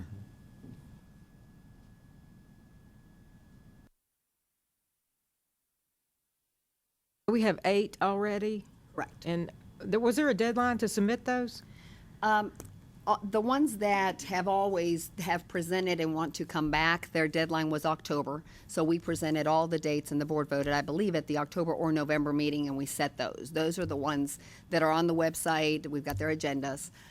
There's nothing in the statute that says that throughout the year someone can't come and present. I always advise when that question is there that the board has to reconsider, that it could be that the board thinks that we are capped out, that would be at your discretion. But as long as they've got the requirements of the 16 credit hours, that the dates don't overlap with anyone else, and hers does not, and that they meet the fundamentals for teaching methodology that the board wants, this would cover for all of the different disciplines. Then based on the dates, I don't think we've ever denied, but we've discussed it. I remember at one meeting thinking, what is too much for the sessions? And it could be that then the instructors are the ones that make that decision. I just wondered if there was a certain Yeah. deadline. Ms. Walker was on the previous cosmetology board, and she is very knowledgeable about her field. And Thank you. hopefully very organized today, which she usually is. And I want to speak to the board. I know Ms. Walker personally myself. I was a mentee of hers forever. Still now, I go to her for a lot of professional and business advice in the industry, especially in the business world. I worked under her for a while, and when I decided to step out, she completely 100% supported me and still gave me advice. So I think what she has here is very detailed. This is not something that she came up with overnight. This is something that she has studied from people that she know, individuals asking for certain information and certain things to be implemented. So I think it's a wonderful idea, and I think that it should be approved and passed. That's my personal opinion. How many instructors are you going to have? I see 3. No, more than that. 5? There's 5 altogether. Actually, I have a partner, Celeste Harris, and as wonderful and as exciting as this industry is, you know, sometimes there are pitfalls behind the scenes, and she actually was supposed to be here with me today, but she is having carpal tunnel surgery this morning. So,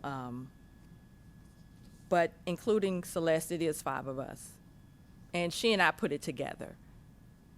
And one of our presenters is actually, this is to be held in Memphis, and one of our presenters, Steve Lacey, he's coming from St. Louis.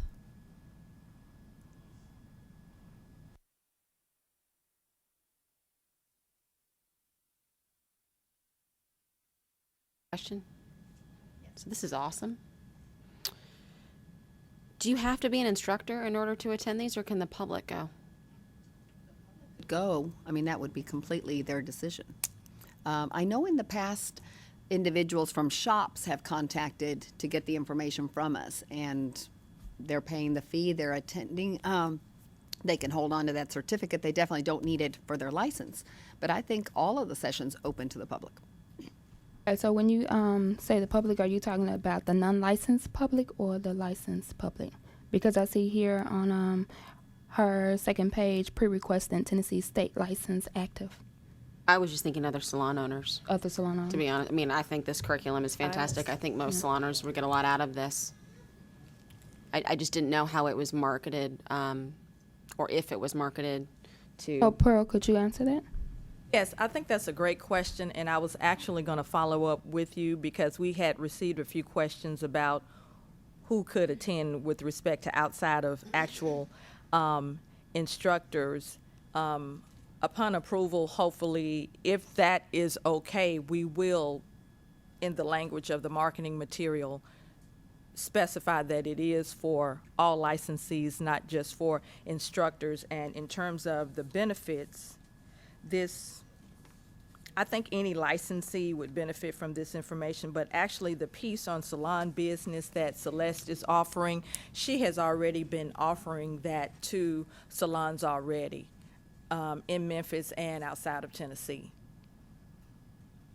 What's the cost for your continuing education? The cost is going to be $245. And we won't be doing an early bird and then a current fee and a late fee. So since we are new, what we came up with is we're going to offer the option to do a deposit and then have a deadline for the balance, and that will give people flexibility with their finances. And we just want to keep it simple. In your training space in your classroom, how much space do you have? How many people can you take? Do you already have a location set? We have a location set. It's Opera Memphis, and they have a nice size facility. It can accommodate up to 100 people. We don't need 100 people to make this work, and we do have some other options depending on what our numbers are. Everything looks great. The layout looks good. I make a motion to accept. Second. We have a motion to accept and approve. All those in favor say aye. Aye. Motion carries. Thank you. Congratulations. Good luck. Good luck to I you. wish you love, peace, and hair grease.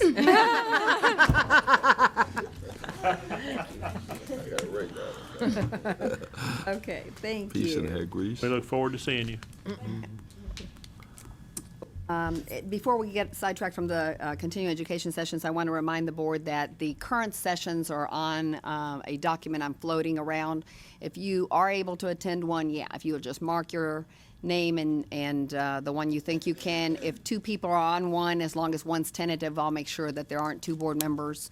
If you're attending for your own personal continuing education, it wouldn't count as board attendance, but otherwise, I'll check in with everyone, and we can add this September session if someone wants to attend, and if not, I'll call around to make sure that we get them. Good. Okay, we are on our applications for examination. First time ever, I'm happy to say we have no felony applications to review at this meeting. And that is in large part, of course, because of the 3-year time frame, so that has gone really well. We have an application for a master barber license with apprentice hours from Virginia that is on your iPads on page 30. It is for Justin Townsell. Mr. Townsell completed 1,500 hours of on-the-job training as an apprentice in Virginia during a 2-year time. He was unable to appear before the board, unfortunately, and this is a first. Of course, now we offer apprenticeship. It's going to be done it's done so different in each state that it's hard to compare everything. Basically, from what we've heard from the Virginia is they have an actual temporary permit, if you will, that is issued when the individual lets them know that they're starting these hours. So they've tracked the hours at the shop at 1,500, and this is all they get. So if the board is comfortable with it, we would be approving him to take the exams. So in other words, he could have stayed in Virginia, taken the exams, gotten licensed, and eventually come in through reciprocity, but he did not. So I need a motion if we approve for him to take the exams or not. Make a motion to approve for exams. I second. We have a motion to approve for both exams. Is there any other discussion? All in favor say aye. Aye. Motion carries. Next, we have an application to test as a cosmetologist with hours from Colombia for Viviana Cifuentes. Ms. Cifuentes has provided a school certification showing 1,620 hours completed in November of 2010. And on page 35, the list of curriculum hours that breaks down the hours. Again, here we would be, with our international applicants, we look at as many documents as we can and then approve them to take the exam or not.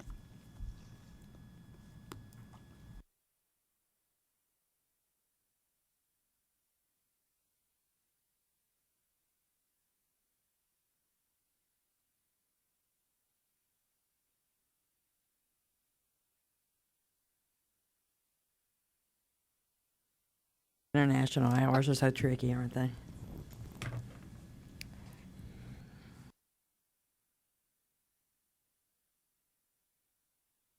Can you explain that again, Roxana? Yes, she has hours per the certificate that is translated on page 34. She's coming from Colombia, South America. That certificate tells us that she did 1,620 hours. And then the next page is from the school. She did not have that translated. Being that Spanish is my first language, it looks like what we do, manicuring, shampoo, facials. Oh, actually, part of it is. No. Sanidad is sanitation. Peinados is hairstyling. Haircuts or corte de pelo. So all the hours that are broken down, it's a similar breakdown of what we would do here. So what the board does always with our international hours is review the transcript, the hours, and then we've traditionally approved them to go ahead and take both examinations. Did she present any kind of work history to go along with this at all? She has not. That's not to say that she couldn't. The work history would probably be a letter from her saying where she's worked if the board would like that. At the hours, so I'd make a recommendation for her to take both the parts of the test. I have a Second. question. Yes, ma'am. On page 33, the application, down in the bottom, section 3, the first question, have you ever taken or applied for this examination in Tennessee before? She Yes. checked yes, 2012. Maybe she misunderstood what it was asking. Could be. And it's possible that it's been reviewed and she's taken it. I can ask her that and not passed it because of the language barrier. Because the board back then did very similar to us. They approved for testing if it looked like all the other credentials were there. Right now we have it in Spanish for cosmetology, so we will definitely be putting her in to take it in Spanish. I've personally not spoken to her, but that's very likely what's happened. And we have an applicant later on that's going through this 3-year rule. Remember that after 3 years, anything in PSI comes back to us to revet and look at and make a decision if they can continue testing or not. So that's possibly what happened, yeah. We had a motion. Does that still stand, Ms. Still Patricia? stands. Okay. And we got a second. Okay. Is there any other questions? All those in favor say aye. Aye. Motion carries. Next, we have an application to test as a manicurist with a cosmetology hours. This is for Ms. Quinn Nguyen, and I believe she is here. Ms. Nguyen? You give me a second, let me get them settled.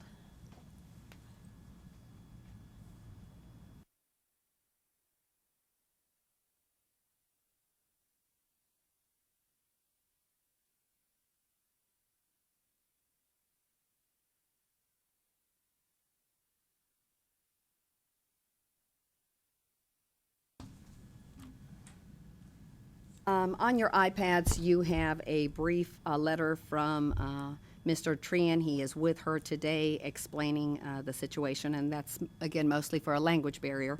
I also have gone ahead and included the PSI exams that you can see that she's attempted to take. She has completed cosmetology hours in Atlanta, Georgia, between 2013 and 2014. She's provided the school transcript for you to review. Basically, she's attempted to take this exam in Tennessee 7 times and has not been able to pass it for the cosmetology. What she's requesting the board is consideration to use her hours toward manicuring only. And then if that is the case and the board approves it, we would be changing the type of exam she can take to just be manicuring. She'd be using, instead of the 1,500 hours, 600 for manicuring only. As I received the letter and had the conversation with Mr. Trian, she's got a lot of experience and just thinks she'd be more comfortable testing in that. We allow her to do that, will she? And then she wanted to come back and do her cosmetology. Would she have to take an extra 600 hours, you think? That would probably, That I'd have to present it before the before the board board to again? consider. She's already done the hours, so I would imagine the board would want the exams at yeah. that point, yeah, if that was Okay. the case. But for right now, Yeah, we would go This, only, this is the Vietnamese language. yes, yes. And manicuring is available in Vietnamese. So, based on the PSI dates, she's taken it a few times. Well, yeah, all of the exams that she has taken have been in Vietnamese. No, here. She was approved with the transcript from Georgia's hours to test in Tennessee and has not passed it. Like the manicurist exam? Yes. I don't see a problem, is there? No, there's no problem with that. I wouldn't think there would be. I'm happy. I would make the motion for her to take the test. I'd second it. Is a citizen or is not a citizen? Well, we had a question Yes. about citizenship. Does she have to have a, Well, I'm just seeing, I'm looking. I'm seeing a social security number listed, but that she's chosen she is not a United States citizen. They have a green And visa she may have a card. green card, what's the She may permanent have a resident visa. card. What'll Okay. happen when an applicant takes the green card. exam and is ready for licensure, and this applies to school owners, shop owners, if you are not an LLC, any license, you must have either a U.S. citizen and a social security number, or our qualifying aliens have to submit other documentations, and among them would be that permanent resident card. And at that point, we would collect that from her in order to license her. can I ask why you chose not to test in Georgia when you got your hours?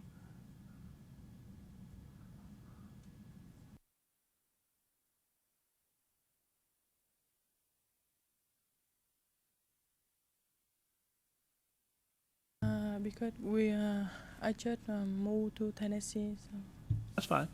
I was just curious. Do we have a motion? Tricia? We had a motion to, Have her test for nails, and Frank second. and we have a second. So without any other discussion, all those in favor say aye. Aye. Motion carries. Good luck. Okay, we'll put you through. Good luck. Thank you. Thank you. That concludes our applicants attest. We're moving forward on the miscellaneous section. If anyone needs to take a break, definitely stop me. The next is before your request from Ms. Bethany Yarbrough. Ms. Bethany, if I can get you, come on up in case they have questions, and I'll get them. If they have a question for you, make sure the red is. Thank you.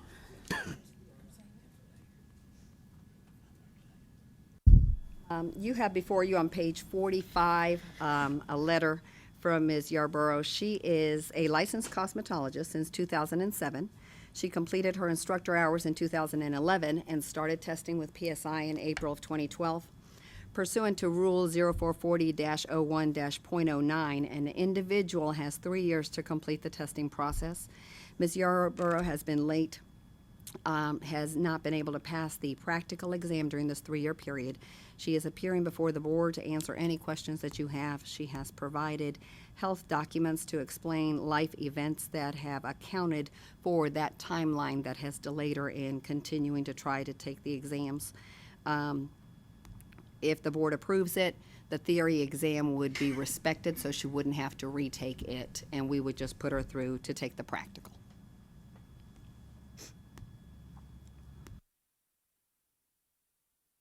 Thank you for coming.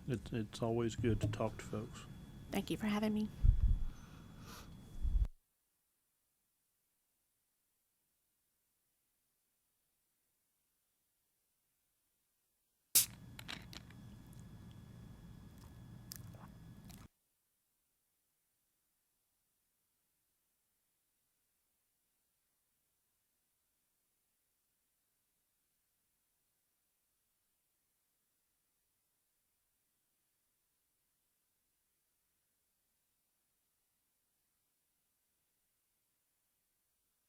This is just the practical exam for the instructor. Yeah, that's correct. What would happen otherwise is we'd put her back through, she'd have to take that theory again.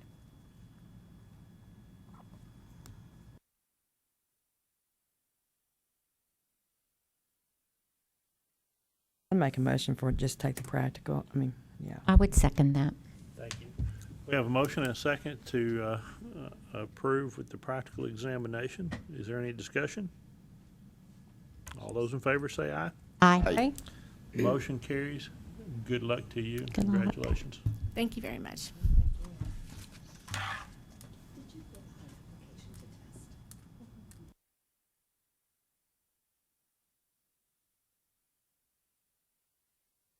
Thank you. Next, we have a request from Ms. Sandra Watson for an extension of the time period to complete her coursework. I believe Ms. Watson? Come on up.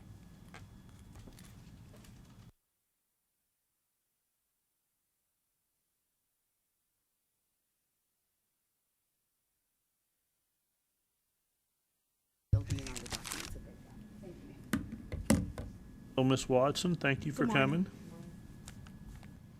You have before you, again, this request is pursuant to Tennessee Code Annotated 62-4-123.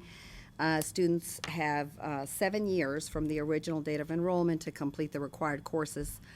The board may require a student to complete additional hours or for good cause. Historically, we have considered extensions of this time. Ms. Watson is appearing before you to explain the situation during the 17 years since the exams. She's presented a letter for you to review. She has tested and passed with PSI, so it's a matter if the board approves it, then she would get her license, but because of that delay, we were unable to license her. The board office has record of her completion in 1998 during high school. She completed 1,041 hours. That start date then would be 1998. She stopped in 2001. Then in 2006, she attended one of the Tennessee Applied Technology schools where she completed 468 hours. At that time, when she restarted school in 2006, the high school hours would have already been lost. And so we've had conversations, that there was a big mistake there in allowing her or not explaining, and again, not having been there, I can't determine what was said and what was not. I did reach out to high school directors as well as the TCAT just to make sure that their policy is in place to follow this law. And at least right now, from my conversations, they definitely follow that closely. So I will let the board review the documents and make a decision, and then ask her any questions you have.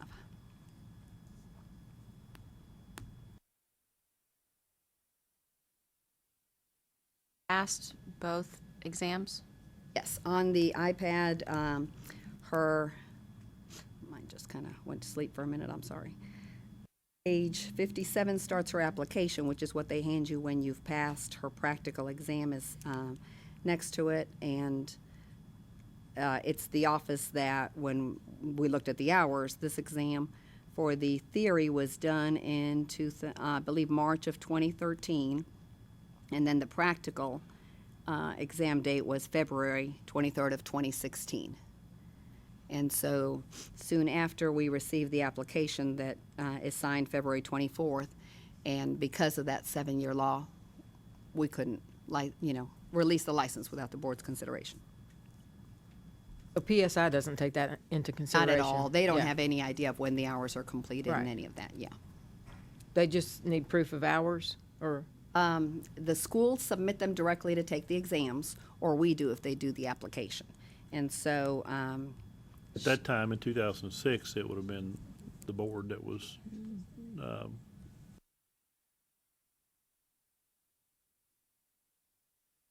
now the schools do them Right. directly. Oh, okay. Now the schools do them directly. correct. As it reads. She it's the took fir- the exam February the 23rd of 16 and passed it. Yes, that is the practical. And that's on page 59. So she just I'd like to hear from, is it Watson, Ms. Watson? ma'am. Just a summary of, just a short Reader's Digest version of what Okay. went on here. Well, I started getting my cosmetology hours in high school, so it would have been August of 1998. I graduated in 2001, and at that time I had 1,041 hours. 2006, I enrolled at Tennessee Technology for the completion of hours that I was lacking. It was brought to my attention recently after applying for my license that those hours should have not been accepted, but they were. And I was at Tennessee Technology from May of 2006 to September of 2006, in which I do have a diploma. I brought it today if you wanted to view it, just saying that I completed the course. I also have my transcript here today indicating that I was given the title of cosmetologist at the time, and I was approved for PSI testing. So all this time, I had no idea that there was actually an issue until I spoke with Ms. Gamuscio regarding the expiration of my hours. Did you take the test after you completed your hours? I took the test, I want to say the first time in 2008, but I did not pass. I took it actually twice. I passed the third time as far as the theory portion, and that was in 2013. And then I recently went to take my practical, which I passed the first time around, and that was February the 23rd of 2016. What dates were you enrolled at Tennessee Tech? From May 1st of 2006 to September the 21st, 2006. Have you been working as a cosmetologist this whole time? I have not. You sound it. Yeah. So you passed the practical in February. When did you pass the written? 13. So you waited 3 years to take the practical? Well, okay, like, the reason there's such a gap, I was completing my bachelor's degree. I just graduated from University of Memphis, May 2015. So that's why it's such a gap. So I was continuing education in between the time. I actually contacted the state board inquiring when did I have to take the practical, basically to not lose hours. And I was informed that I needed to take it by February of 2016, which is exactly, I scheduled it and I took it February the 23rd. That response would be regarding the 3-year rule, nothing to do with hours necessarily, and whether or not the person speaking to her understood she was also asking about 7 years and the hours, I have no way of knowing. But that's what that response regarding. Well, our decision would be, our vote would be to allow the hours to stand. Is there any question that the hours were earned? They appear to be earned. I've actually, when Ms. Watson visited the TCAT school, they called me, spoke to the instructor who registered her, or I don't know if she remembered, but we spoke so that I could explain the situation. and my concerns as well, that their policy be, if someone has lost all these hours and they're starting at zero, that it be clearly noted somewhere. Their explanation to me is that it is, that students do come often from high school and that they do lose all their hours and they have the conversation. The number that she finished at the TCAT school was exactly to bring her to 1,500.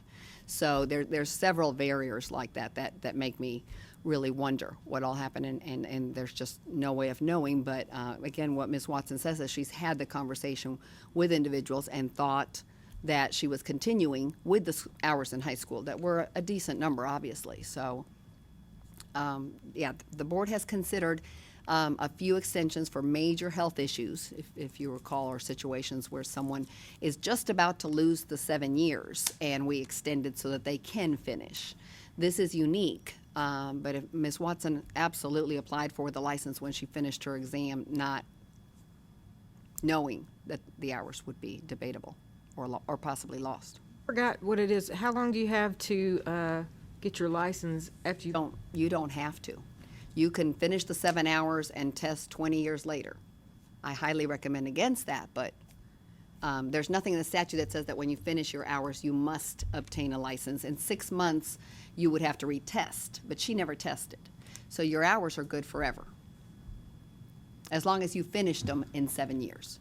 Right, but I'm saying if she took the test in 2013, how long does she have to get her license? 3 years to finish the practical. So 2016 is when she would have had to retest for the theory.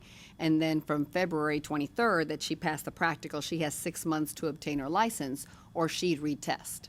So Yeah. she you can spread the 2 tests out 3 years. By 3. Mhm. Wow. And then you have 6 months after that. To get your license, or you have to your license. retest, yes. Just, whew, this is an unusual case. You plan on practicing cosmetology?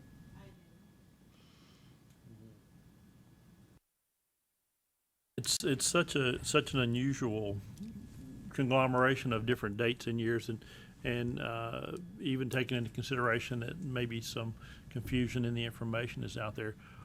Why should the board approve this for you when it might be an exception for someone else?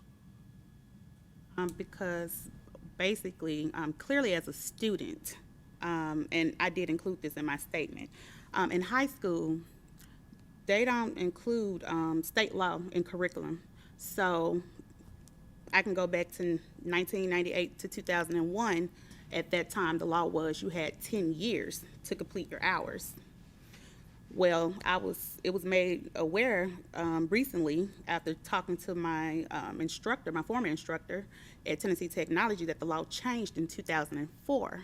But once again, even when I went back in 2006, only a small portion of the law was in our curriculum. That's why I never knew anything was wrong.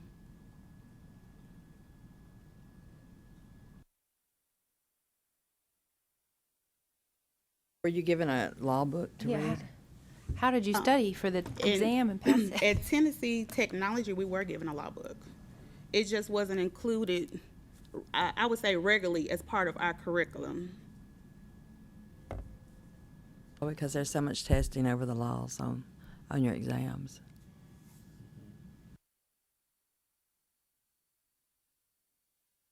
Ms. Watson, what did you study at University of Memphis? I have a degree in business with a concentration in nonprofit organizational management. Wonderful.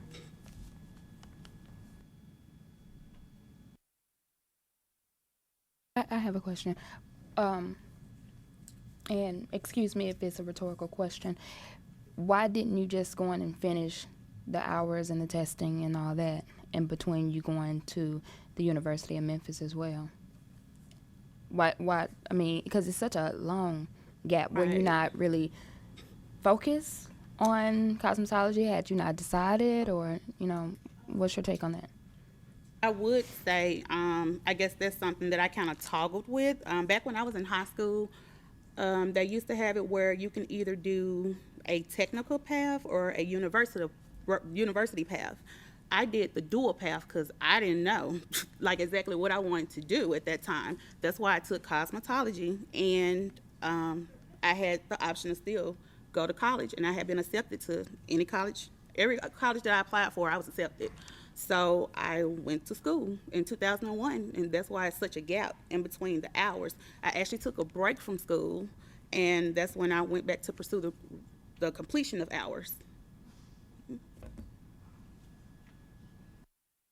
Roxanne, if the board approves this, what will be the effect? She'll simply She would receive her license. license? Yeah, Okay. she's done everything else. If we deny, then she would have, Either 0 hours, I mean, She wouldn't even get the any credit for her 2006 hours are in Okay. essence no good. So it would be the hours. The exams at that point are minor issue. What is your recommendation? Oh, I don't know that I have one. I mean, Legal? Does legal have any advice? The board has the authority completely to decide what they want to do here, so, I mean, there's no real legal recommendation I could give.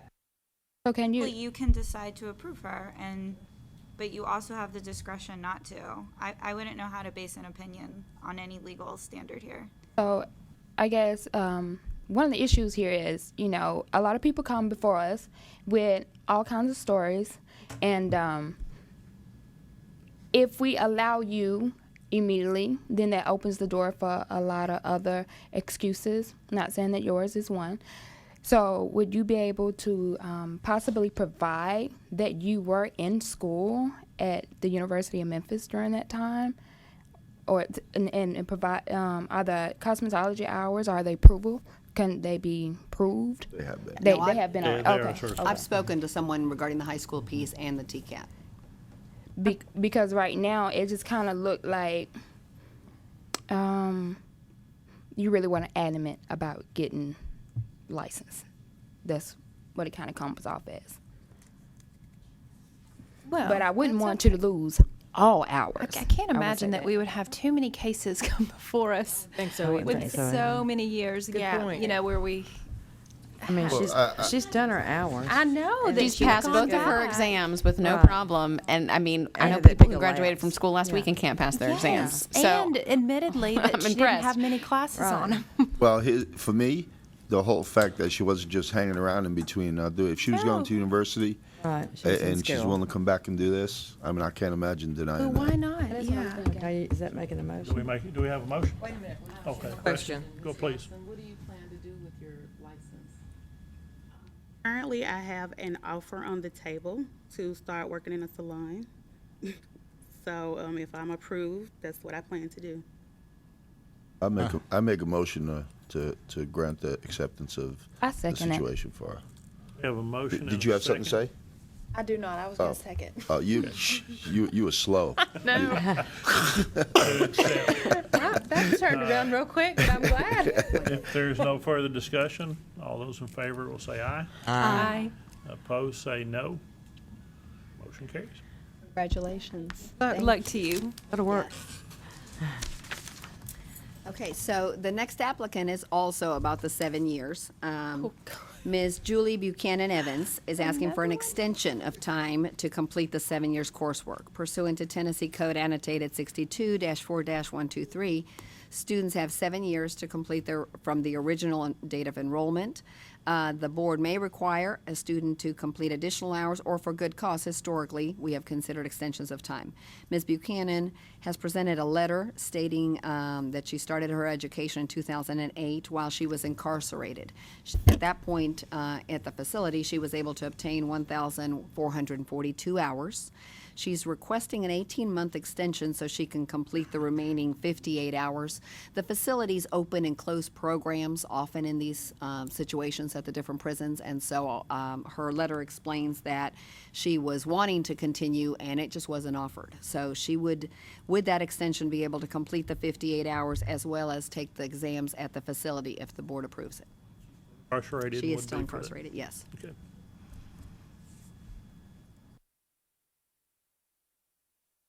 Like the lapse of time in this situation really was out of her control.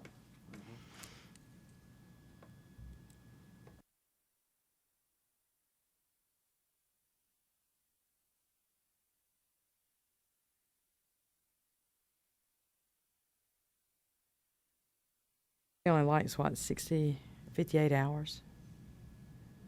Yeah. Didn't really have any options to go elsewhere or do other things. I make a motion to extend her. I second that. Thank you. We have a motion and a second to approve. All those in favor say aye. Aye. Motion carries. Next, we have Mr. Clonty Thomas. Mr. Thomas? Oh, good. Thank you.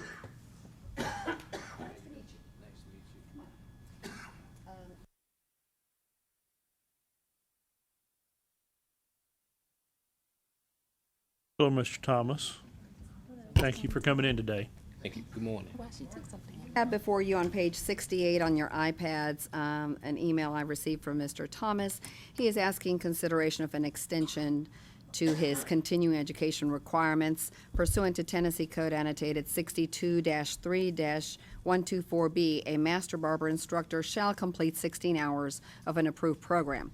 Mr. Thomas appeared before the board here today to answer any questions you might have. He's explaining that in 2011, he presented this request to the Barber Board, and it was denied. The decision that the board made is that his instructor license would be retired, and he would need to retest to get that piece back. And so he is before the board explaining the situation, and I'll let you ask him any questions that you have. Basically, it would be to get back the instructor part.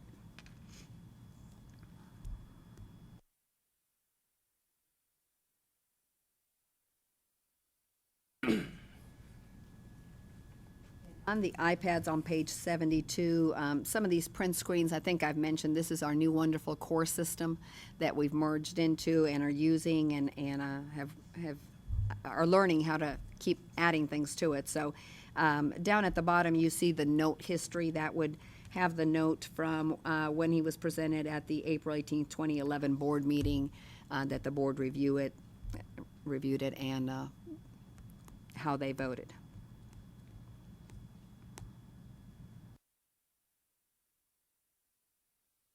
I'd like to ask him how did this give us some type of way of how this came about? Okay, how this came about, I was incarcerated. I was incarcerated for 23 years and 10 months. Throughout my incarceration, I obtained a master barber's license in 1998. And in 2005, I obtained my master barber instructor's license while incarcerated. And when I obtained my master barber's instructor's license, at the time, the director of the board at the time had approved for me, as long as I wrote the board every year, letting them know why I wasn't attending continuing education upon my release. I could then present a motion to the board and each year catch up on my hours then. And in 2011, the board changed. Once the board changed, I just heard about it through a letter. I didn't know there was a meeting. I was never contacted. I was just, hey, your instructor's license have been retired, and you can come see us whenever you get out. That's the gist of why I'm here. I'm here because I would like to have my master barber's instructor's license back. I worked hard for them. That was one of my motivating factors while I was incarcerated. I obtained an associate's degree. I obtained my master barber's instructor's license. I've been in this field for over 20 years. 1990, last 15 years of my incarceration, I was the instructor's aide at the prison with a barber's license and with an instructor's license. And this is all I know. This is who I am. And this is what I was preparing myself to come out here and do. And that's why I had to be here to present my case to the board. Thank you. Was anybody on the board at the time this happened? I don't think I was on that board. That was prior to me, but I can say that while I was on the previous board, we had a couple of cases similar to Mr. Thomas that came to us, and almost the verbatim, if you've read the notes, almost verbatim to that is what the position was that we took at that time, that they could send a letter each year and request to be reconsidered, and that whenever they would be released, they need to come in front of the board and let the board hear. To me, that makes sense. I mean, they Yeah. had no Right, couldn't choice, take right? them. But then to get a letter that your license was just yanked, period. Exactly. So, this is all very familiar to me, even though it's not your case that I'm thinking of, but it's very familiar to me. From previous. And this is the information as we know it as well, Yes, the same way it was yes, presented? yes. In 2011, at some point, the board heard his situation and said, we'll retire the instructor piece. And when an instructor license is retired, as opposed to, at that point, the barber board, up until recently, had no way to place it inactive. The cosmetology board has been able to place their instructor license in an inactive status. And what that means is when they're ready to use it and start the continuing education again, they attend a session and they're right back. They don't have to test. The barber board did not have that. They do now, but We used to have the ability to, well, as we still do, I guess, to retire a license, across the board. And that may have been something that they were thinking that they might have been doing. I can't read back into what they did, but if they were thinking that by retiring it at that time, then it would save him trouble, time, aggravation, and it would be as simple as bringing it out of retirement, which I believe would require a test or something like that. it's the reinstatement exams, Yeah. which is the law portion and the rules, and then the practical. Case, really, the only thing that's missing, at least in my mind, is that he hasn't been able to attend continuing education as required to maintain his license. I can't say through no fault of your own because you were incarcerated, but certainly he didn't have the ability to attend, and there was no courses that would go to the facility and do that. Had it not been revoked, what position would we be in now of asking from him? If he had had the option to make it inactive and that had existed back then and that had taken place, then we could release his instructor license upon completion of a continuing education session. So if the board is comfortable with that, that's what would have happened on the cosmetology side. And today, that's what would happen. We would encourage someone, and we do that all the time, they have to timely ask to put it in inactive, and some of our requests from instructors are that. It's I want to place it on inactive, but I missed it by a week or two, and we can grant it. So if that would be the case and the board is comfortable with it, we could release the instructor license upon his completion of a continuing education seminar that's on the If book. that's the case, I make a motion to do that. I I'll would like to second. say something. I met Mr. Thomas in Memphis, do you remember? And I encouraged him to come and speak before the board. And I think that I would really agree that he's very passionate and he's involved in the industry. He went to your meeting. And so I think it would be a good thing to have him reinstated in that motion. Second it. We have a motion and a second. Do you have any other questions? Yeah, I just wanted to ask, was there any other reason that the license were retired besides that he didn't have the continuing education hours? Based on the note that I've read from the board, no, the board looked at the situation, probably realized that it had been extended, and decided that the best thing to do was to Okay, retire. so there was nothing else? Nothing Okay. else in writing, no. Do you have a job waiting for you? I'm currently working as a master barber in a barber shop in Memphis, and I've been going to a barber school, and the option is on the table depending on what happens here as far as becoming an instructor.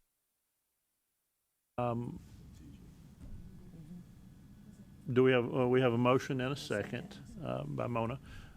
Any other discussion? Is that for him to go to a continuing ed? Continuing Continuing ed, ed Right. and then and get be reinstated. reinstated. Right, so we would not be able to release the instructor piece until you attend a session. The good thing is Memphis, if you're wanting to stay local, has at least 3 or now maybe 4 different dates. That's available on our website, so I would, They're all coming attend the up. first one.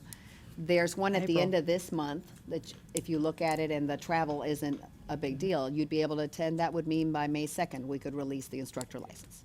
I'll leave that up to you, absolutely. All those in favor say aye. Aye. Opposed say no. Motion carries. Good luck. Congratulations. Thank you. Thank you for coming in. Appreciate you. Thank you. Go get it, man. Good luck. Thank you, sir. Very nice. Damn, you meant you. Next, we have an application for an extension to the 6 months. This is a waiver of Rule 0440-1-.10. The applicant is required to obtain their original license within 6 months after passing the examination. Ms. Ashley Williams passed her exam, her practical exam in July of 2015. Under the cosmetology statute, the applicant must reapply for examination if within the 6 months they did not notify the board. She has passed the timeline by 3 months. Her application was missing the verification eligibility form. The letter states that the board had sent her the letter, so she acknowledges that she got it, but she was at that time away doing her correctional academy training and not able to respond or handle any of it. So if the board approves it, then we would be able to issue her license.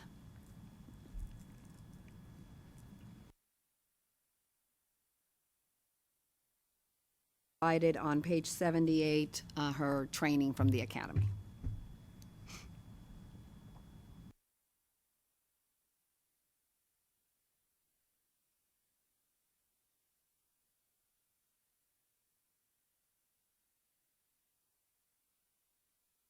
When would her 6 months have ended, do we know? February? February, and that was March. Okay. January is when it would have ended. The board had given me that 1 extra month Right. to allow, so through February, I would have been able to approve it. So she's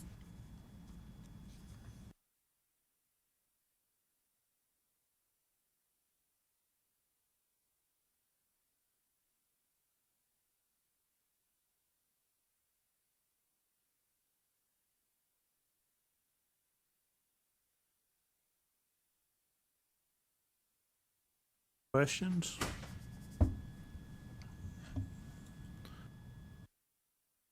Motion.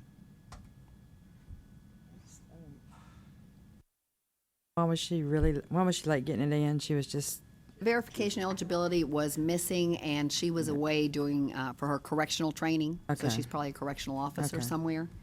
And so the letter came in, but it didn't reach her physically. She was just not there. To make a motion to give her the exemption and get her her license. Second. Motion and a second to approve. Any other discussion? All in favor, say aye. Aye. Motion carries. Have a request for the same waiver, 0440-1-.10, requiring the applicant to obtain the original license within 6 months of passing the examination. Ms. Rebecca Hancock passed her reinstatement practical exam in July of 2015. Under the BARBER statute, an applicant must reapply. I said BARBER, let me look and see to make sure. You must reapply if you have not obtained a license within those 6 months or contacted the board for good cause. Ms. Hancock is, again, right under the 3 months required timeline. She has submitted a letter.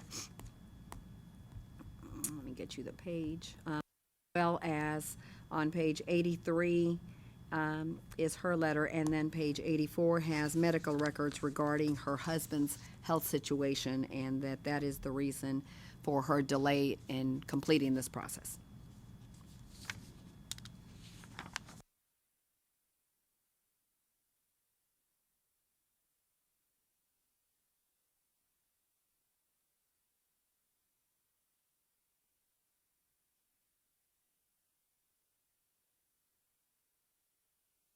So for the reason of the previous case, I make the motion to allow the extension.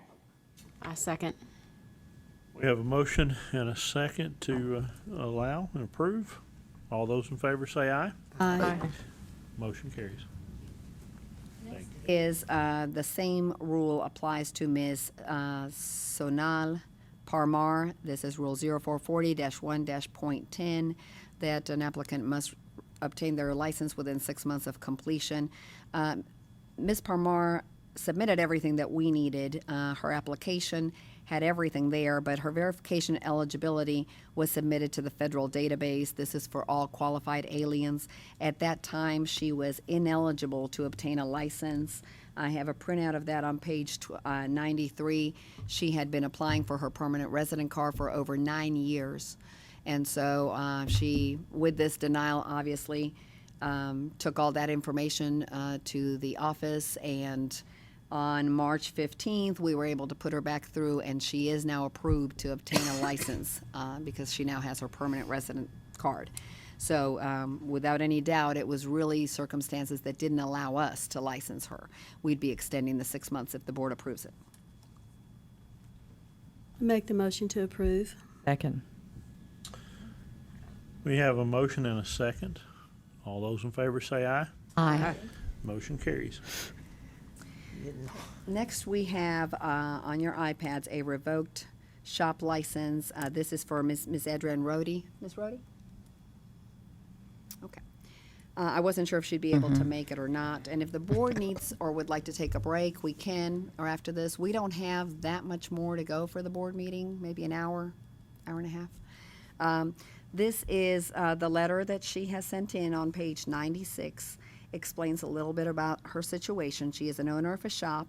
She has presented, the next 3 documents are about close family members' deaths. And basically what after that proceeds is the consent order.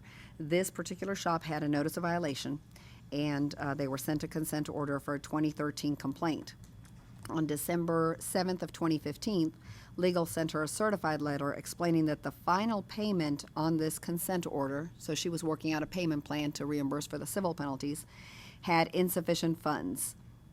She was sent an additional letter, and then the final one that you see on March 8th explains that because the last payment was a bad check, until that is rectified, and because it hasn't been rectified timely, the result is that the shop license would be revoked, and that is what took place. Ms. Rudy did eventually send in a check, but after the license for the shop had been revoked. She's provided a letter explaining that all of the situations with the deaths in her family probably kept her out of connection with the business side, and has made the check right. She has also applied for a new shop license, given that the old one is revoked, and we need the board's approval before we can issue that license.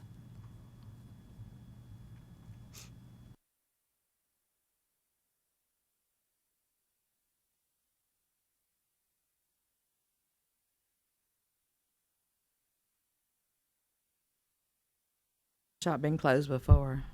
No, no, it had not. Laura, do you recall any of the complaint history that led to this being revoked? And really, the only reason it was revoked is the consent order is written in a way that you must pay the fee if you're agreeing, and she signed and agreed to it. And so they broke down the payments into, I think, at least 2 or 3. So, yeah, anytime someone is sent a consent order, if they call me saying that they want to settle but they can't make the payment all at once, I try to work out a payment plan with them. And the way the payment plan is set up is each payment will have a specific date that it's supposed to be paid on. And the language in the payment plan says that if you miss it by, I think I give people about 2 weeks, that we can revoke the shop license immediately. They're agreeing to that without a hearing. I don't think the complaint itself was the kind of thing the board would normally revoke on. But She if listed you look the- at some of the dates, I sent her a letter December 22nd, which was well after when it was due, saying we need this money, or we're gonna have to revoke it. And then we did get, I think we finally revoked it in March, and then but then the payment came in afterwards. After we had revoked her license, even though we got the payment without board approval, I can't go back in and, once it's happened, there's no. She's now paid in full. She has now paid in full. And have there been any other issues or fines put against her? Not that I'm aware of. She did note that she received the fine for a stylist working with expired license.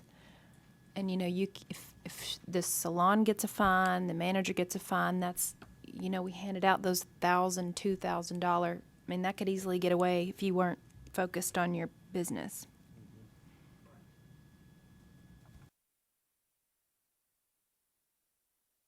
We're just approving the application for a new license? Correct. Got it. I think in a case like this, I've been in similar situations with her where I've lost loved ones 3 in 2 years, and my focus was completely off to the point where, you know, where I lease my space for my salon, I went 10,000 under. And they were able to, you know, work with me and keep me there, and now I'm back at a better spot. So, I mean, I would approve it and let her move forward. Is that a motion? That's a motion. Second? A second. We have a motion and a second to approve. Any other discussion? All in favor, say aye. Aye. Motion carries. Thank you. Next, we have a request for reconsideration of a master barber license. This is Tennessee Code annotated 62-3-121 for Mr. Wilmon Wayne Edwards. Mr. Edwards, you give me a minute, let me get him situated. I will let the board start on page 107, reading the consent orders. I'll come right back.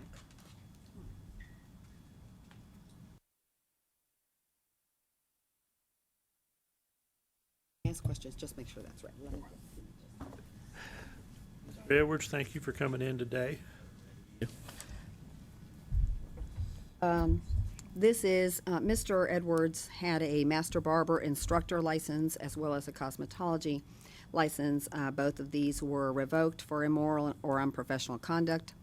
Revocation took place with the master barber license in April of 2014. That is the first consent order you will see on your iPads, and then the cosmetology one was June of 2014. The findings are on these orders. I'll be happy to point them out. Laura and I can answer anything else. Basically, the document states that the board can consider reinstatement of the license no later than 2 years, and so that's where he's at with the barber license. It has, in April, been exactly 2 years. The board is not obligated to reinstate. They may consider it. So I want to give you time to read both. They're for the same situation. One license was taken, and I believe, Mr. Gillihan, you were on the board. I was on this case, I remember. And then, of course, Ms. McAllister and Ms. Coppinger were on the cosmetology I board. remember that. Oh, you were too? Yeah, there you go. So, and that license was taken after the victim and the family let us know that he was working. So that June proceeding wasn't a lot of fun. But in any case, this is in front of you to read, and we can ask any questions.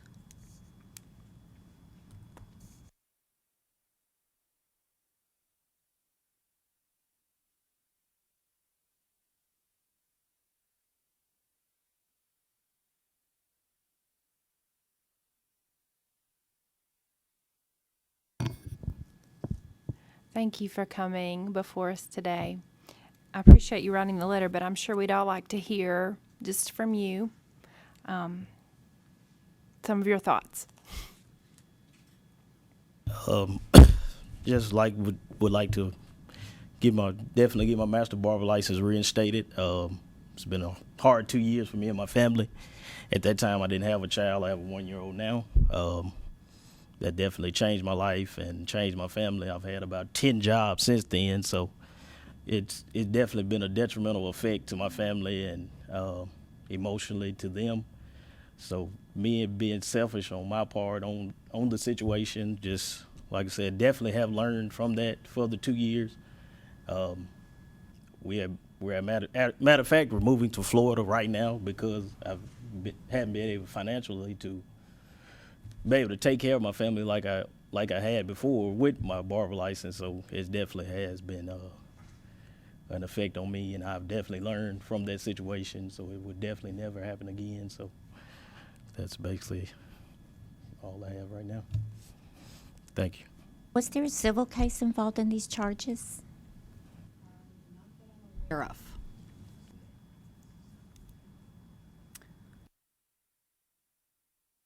Edwards, have you had any other kind of complaints on anything since that time? No, sir, no.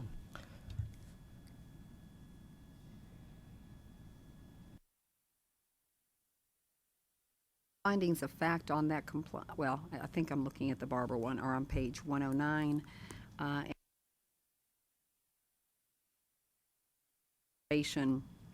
And determination that you may or but do not have to are on page 112. That's just kind of, because that's just a lot of pages to read through.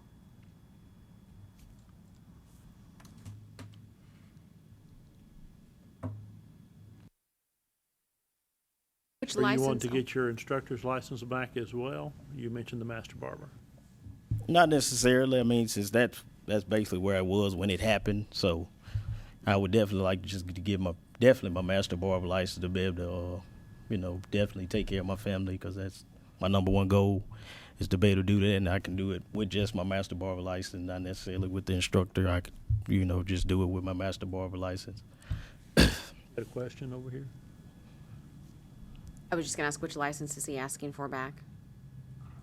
Just Master. just the one. Just the master barber, yes.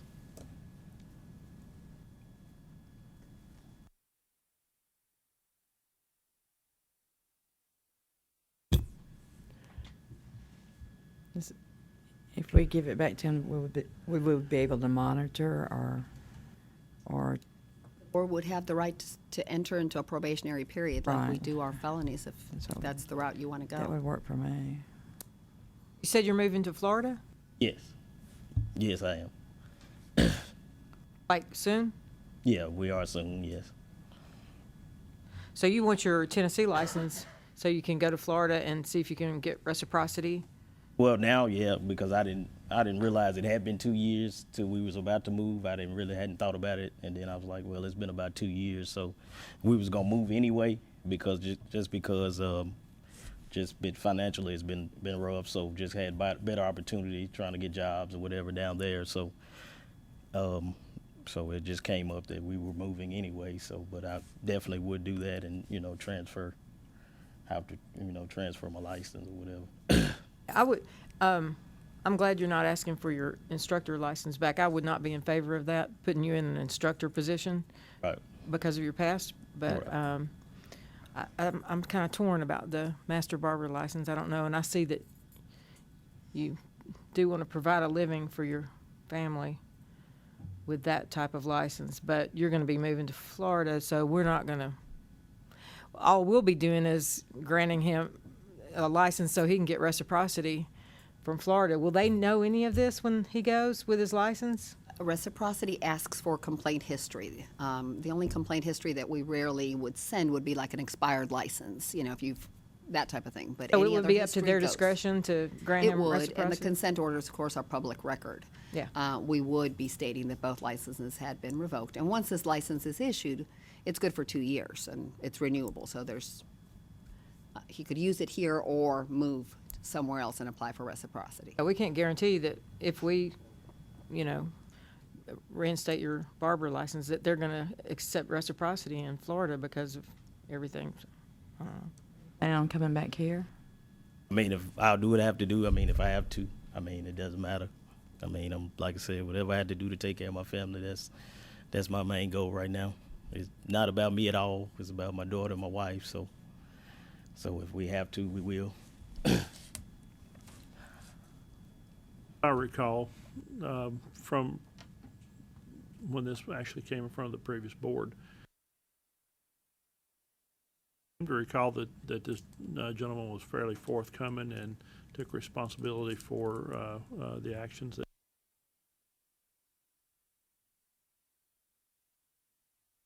I just thought I would add that. It's been 2 years, too. For the barber, yes. The cosmetology was in June, and as he's stating, this particular request is just for the master barber license. Yeah, because my cosmetology, it was just taken because of the master barber incident. There wasn't an additional incident? No, there It was just no that- additional incident. It was just because they took I was a master barber instructor when the incident happened. And like I said, I had a cosmetology already, but I wasn't working under that license. I was at a barber school. So they said since the boards had merged or whatever, they said they was gonna take my cosmetology. But the reason for the cosmetology Okay. is I mean, the that's what allegations and the charges are immoral and unprofessional conduct that carries with a human being. Okay. Not with, I didn't it's never not like understood an unsanitary shop and the shop next door is clean. This is about you, are these allegations. They're not about the particular license or hours. They're about the person's character.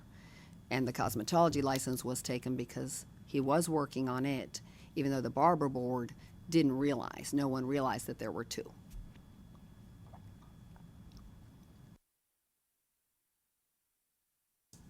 Questions? What kind of work have you been doing since then?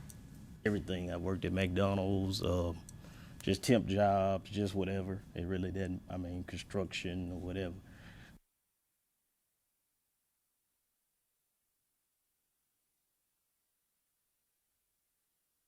Jobs. So just a little bit of everything, just with a temp agency at factories and those things of that nature, so.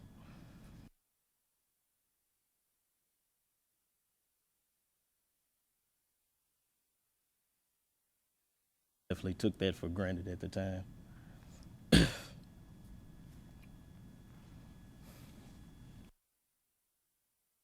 did attend counseling? Yes, I did. Yes, I did. Me and my wife, we attended. She attended with me. I attended by myself, and the Christian counselor in Tennessee, in Jackson, where we currently reside or whatever. So.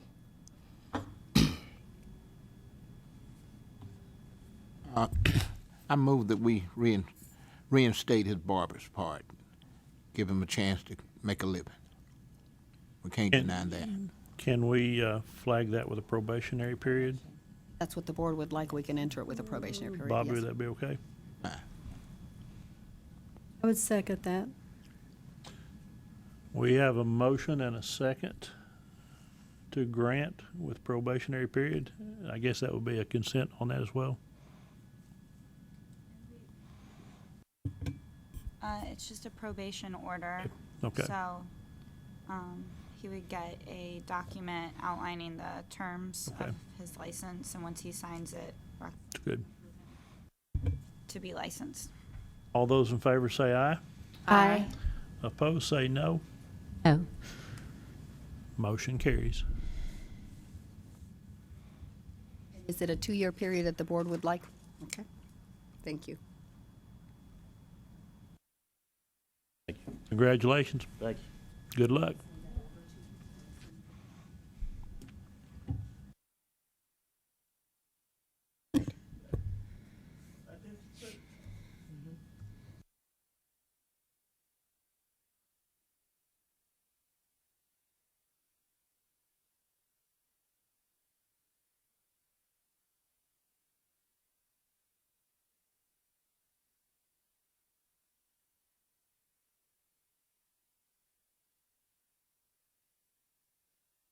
Thank you. The board okay to continue, or do we want to break? Continue. Next, you have a request for release of a cosmetology license for Mr. Chris Rupersong. This is pursuant to Tennessee Code Annotated 62-4-127, grounds for refusal of certificate. The board may consider denial of a license to someone who has failed to comply with the laws. Mr. Roperson was found working unlicensed in a shop during a routine inspection. Complaints were opened on all those cases, and most of them have been resolved. At the time, Mr. Rupersong went ahead and set up a payment plan for his portion of the complaint. He's explaining on this email here from legal from Mr. Williams. You can see the explanation of kind of the status. So his particular portion of the civil penalties haven't been paid in full, but he is working on them. He has passed his exams and is requesting that the board allow him to get a license in order to continue paying on the civil penalty. He was unable to attend the meeting. I spoke to him. He takes care of his son at home. So this is for the board to Hours have been completed? Yes, and- his and hours. verified? When he was found, he had not completed all his hours. He was obviously working unlicensed. And so he's handled the complaint. Where we've presented most individuals under these circumstances is after the complaint has been fully closed and paid for. This is a little bit different because it hasn't been, but financially he couldn't pay it all off, so he's entered into an agreement. So if the board's okay, the license can go out without any problem, or we can enter into a probationary 1 year or 2 year pending the payment of the complaint and resolution.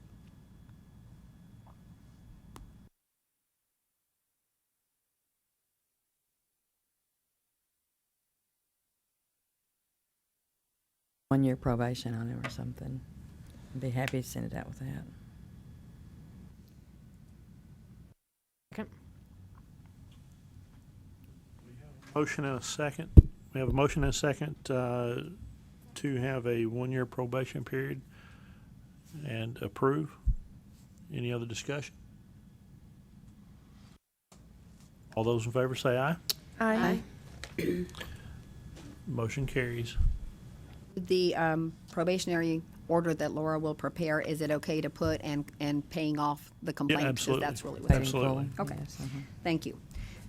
Next, we have a request from an instructor, Linda Walters, for an extension of her required continuing education pursuant to Tennessee Code annotated 62-4-114A2. An instructor may request a one-time waiver.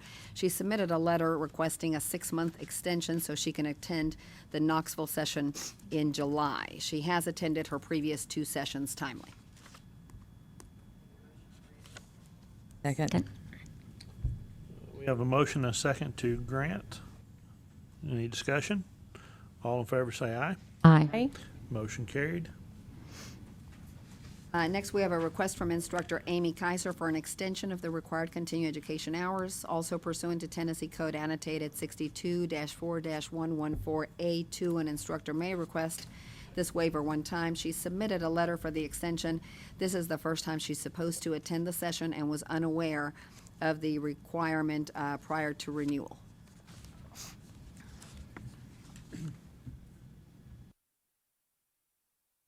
Make the motion to approve. We have a motion. Do we have a second? Second it. We have a motion and a second to approve. All in favor say aye. Aye. Motion carries. Next, we have a request from Ms. Chastity Perry. This is for a waiver of items that she does not plan on using in her skincare shop. So prior to opening, she would like the board consideration of waiving these. This is pursuant to Rule 0440-02-.07, number 2. Equipment for a skincare shop. Several items are listed, and her request is on page 135 via email. She will not be providing certain services, and so she emailed the board asking for waiver of these, given that her shop is only going to do full body waxing. Her letter lists magnifying lights, towels, and possibly towel containers as items she would like to see if we would waive. Everything in the shop is going to be disposable.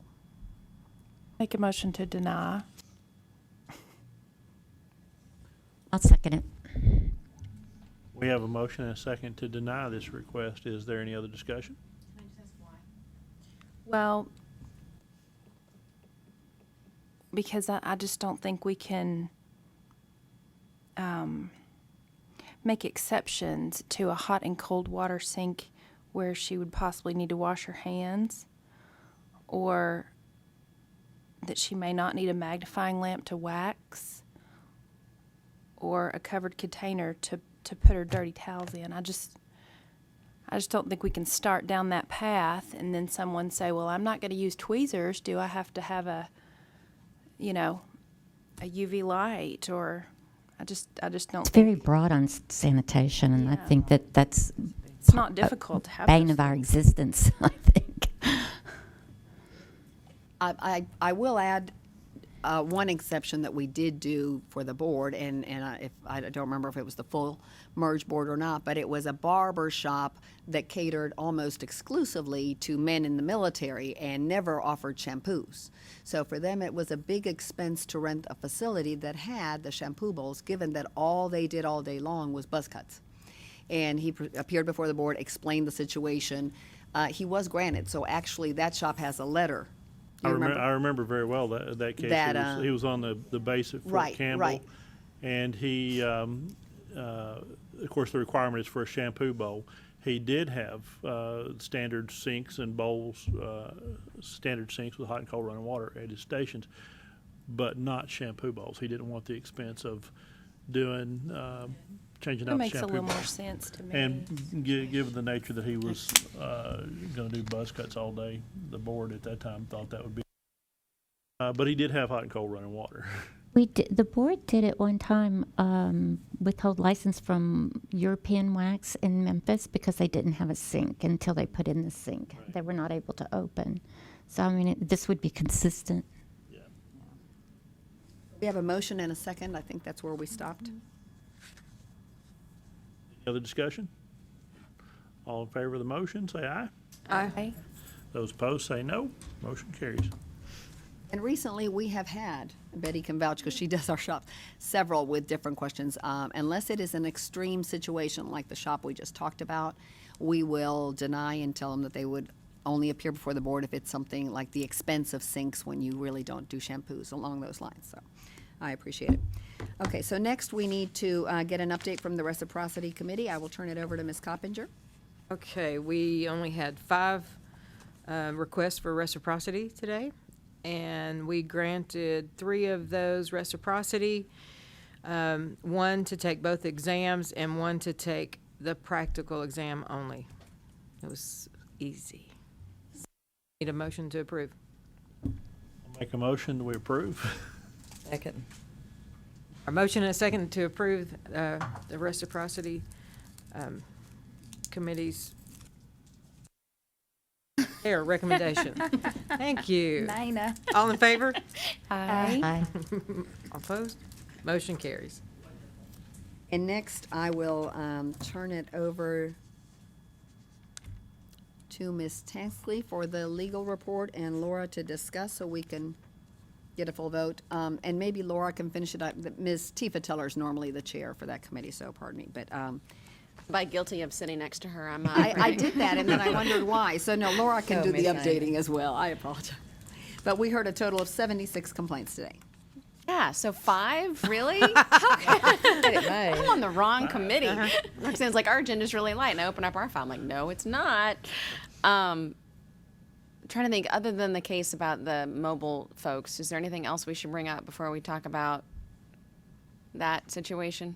Oh, we have that case 75 with that was originally voted on by the board, and that We had voted, if not last meeting, the meeting before, to revoke a shop's license for the folks who were hiding in the wax room.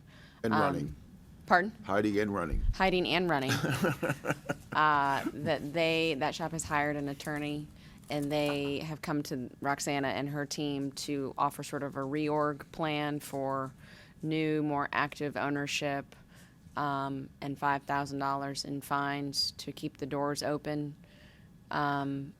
We have accepted that arrangement with sort of the final strike. If there's any more unlicensed activity, it's revoked. I believe it was their second strike, but because of the severity of the hiding and running, we had voted for immediate revocation. So they will be paying $4,000 in fines, $1,000 for each case of unlicensed activity. And hopefully, we will not see them on our list of complaints going forward, but if we do, I believe it will be the final opportunity for them to get their act together. We had another instance where, was it 11 or 12 licenses that had been received from ours, that these folks had received in a Texas school. Texas had released their names to say that these folks had not actually attended those hours, that they shouldn't be licensed, and the board is moving to revoke all of those individual licenses with letters immediately.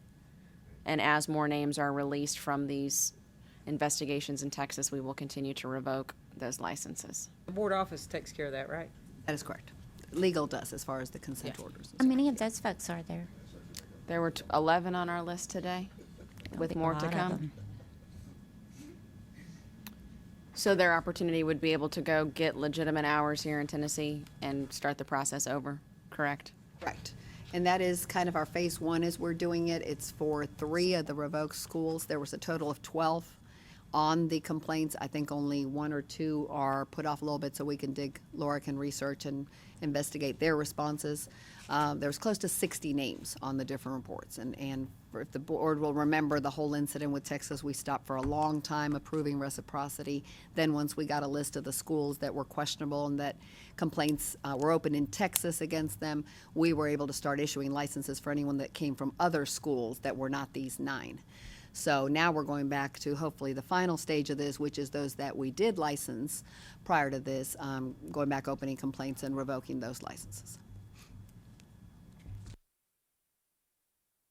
There was another salon that was up for revocation for the 3rd time of unlicensed activity. So that was also on the list today. But I think for the broader conversation, we wanted to get everybody's opinion that I'm a Nashville resident, so I only can speak to what's happening in Nashville. I'm not sure if it's happening in your communities yet.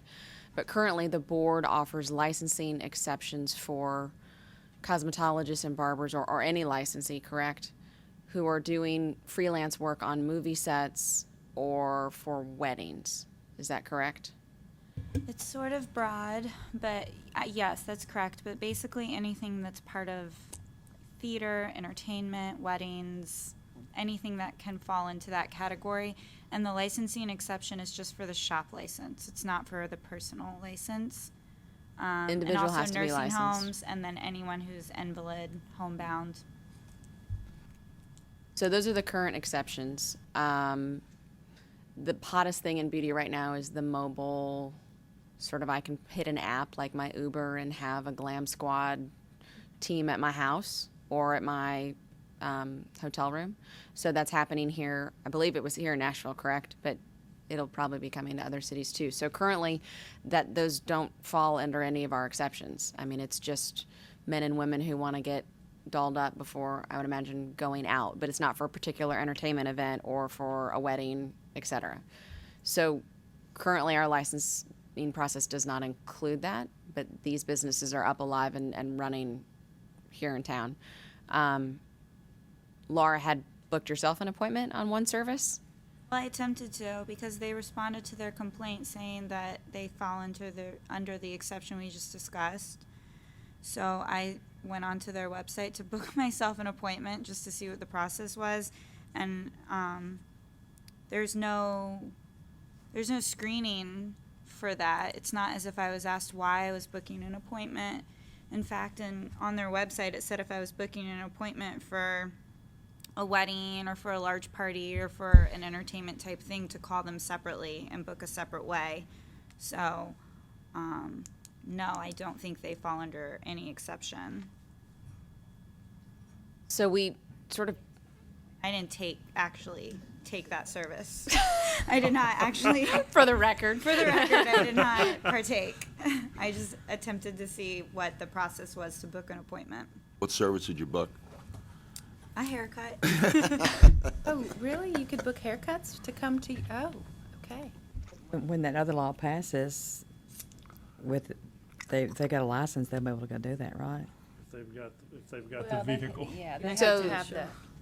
So I think this is interesting because I think there's going to be a lot more of this as everything mobile delivery services become more and more popular. I think our decision today, and Frank and Bobby would have to chime in here, was to fine them and basically tell them they're operating outside of the scope of the law right now, basically making their business not legal. With the caveat that we know this legislation is coming up for a vote this week, and that there could be new rules on how they could do this legally. But then that would need to go back to, are these people in their mobile vehicle providing these services outside of someone's house or outside of someone's hotel room, or does it allow them to actually go into the hotel to perform these services in a room? How are we going to keep up with that? Right. I mean, even like a natural hairstylist could say, I'm not shampooing, I'm just styling the hair, and use that as her mobile thing. She wouldn't have to have a shampoo bowl in one of those things. You know, it came up. Yeah, you can just go on and on and on with it. It's coming up more and more, not only this way, but even where the woman's only doing full body waxes. You have only waxing salons. You have only blow dry. I mean, fractional practicing is really the big picture of all of this, and it's just breaking down more and more. I mean, pretty soon it's going to be places opened in London that does nothing but bang trims. They trim bangs only, $15. You're kidding. Yeah, yeah. So. I mean, This is interesting. I think it's worth having the discussion on how we want to approach this going forward, because I think, this is a hot new trend. It's happening. For weddings, they want to all get ready together, and they're at the On site at at the the church, event right. center or wherever they're having the venue. They can all get in the truck now. They can Yeah, all they come get in the trailer. So our advice, right, again, our recommendation was that we would not allow them to do this legally now. One of the reasons I feel strongly about this is because we had the two women who came several months ago who wanted to offer this service, I believe it was in rural Tennessee, to people who were rather sick or unable to come to them. Was it correct? Disabled, maybe disabled, not invalid. They were disabled. And we told them no. So I have a hard time with us hunting down people who are offering services on their Facebook page, or saying no to people who've been trying to set this up, but that we don't say the same thing consistently to this new sort of business model that's becoming very popular. Speak to what's happening in Memphis. I believe that, with very little exception, the top makeup artists that are doing the weddings, that are noted as top people for weddings on national registries and winning awards doing weddings, none of those people have a cosmetology license. None of them. Makeup schools things. They just worked in a department store for a while, Makeup. picked it up, and were trained by a particular line, and they do the majority of the makeup work at the weddings in Memphis. Yeah. We can't, that's not under our jurisdiction, right? I mean, if somebody's not licensed or if they're not charging, supposedly not charging, wink, wink. If someone were to open a complaint alleging specifically that an individual was doing exactly what Mona's talking about, we could cite for that. I mean, if we could prove it. It's hard to find that because if they're not on our radar and they're not being inspected and nobody's telling on them, there's no way we're going to find it. But in Tennessee, you need a license to do those things. You just don't need a shop license if you're in one of those specific avenues. And traditionally, wedding makeup, because it is usually like the precursor to some huge photo shoot, the board apparently has always interpreted that to fall under this entertainment exception. A license or not legal? Needing a shop license. You still need a personal license. So, but we got the same thing in Knoxville. Mm-hmm. All the top makeup people aren't. Are not licensed. Well, there's a Yeah. makeup school in Nashville that really doesn't. Require a license to go? I mean, all they teach is makeup, and I don't know what kind of license what degree they get from there. They get a certificate. They don't get a license. Is that why these schools are rolling out these Yeah. makeup programs? Yeah. So that they can offer something and it is under a license? Well, And so that they can broaden the curriculum. But right now, the I think our curriculum for makeup. exemptions have allowed it, have opened that door. So, that's what's But to happening. Laura's point, if nobody's identifying it or reporting it, I would say It's a that a moving lot of the target. general public don't realize there's anything wrong with it. I mean, they don't care. no, they No, don't care. They And just want their makeup done at the Just make wedding. sure both Right. eyes look the same. Yeah, I mean, they don't- or even for their hair to be done, they don't know what kind of license you have to come and fix my hair for my wedding day. I mean, I just sat there and watched them reporting on Channel 24, which is ABC, I believe, in Memphis. They were doing a big story on these children that were cutting hair in barber shops, and how and really giving them glory that they were aspiring to be, like barbers and starting their career. They were like 9-year-old kids sitting there cutting hair in a barber shop in Memphis. I don't even think the media knows that they're supposed to be licensed. It's such a cultural thing, and it's just very interesting to me.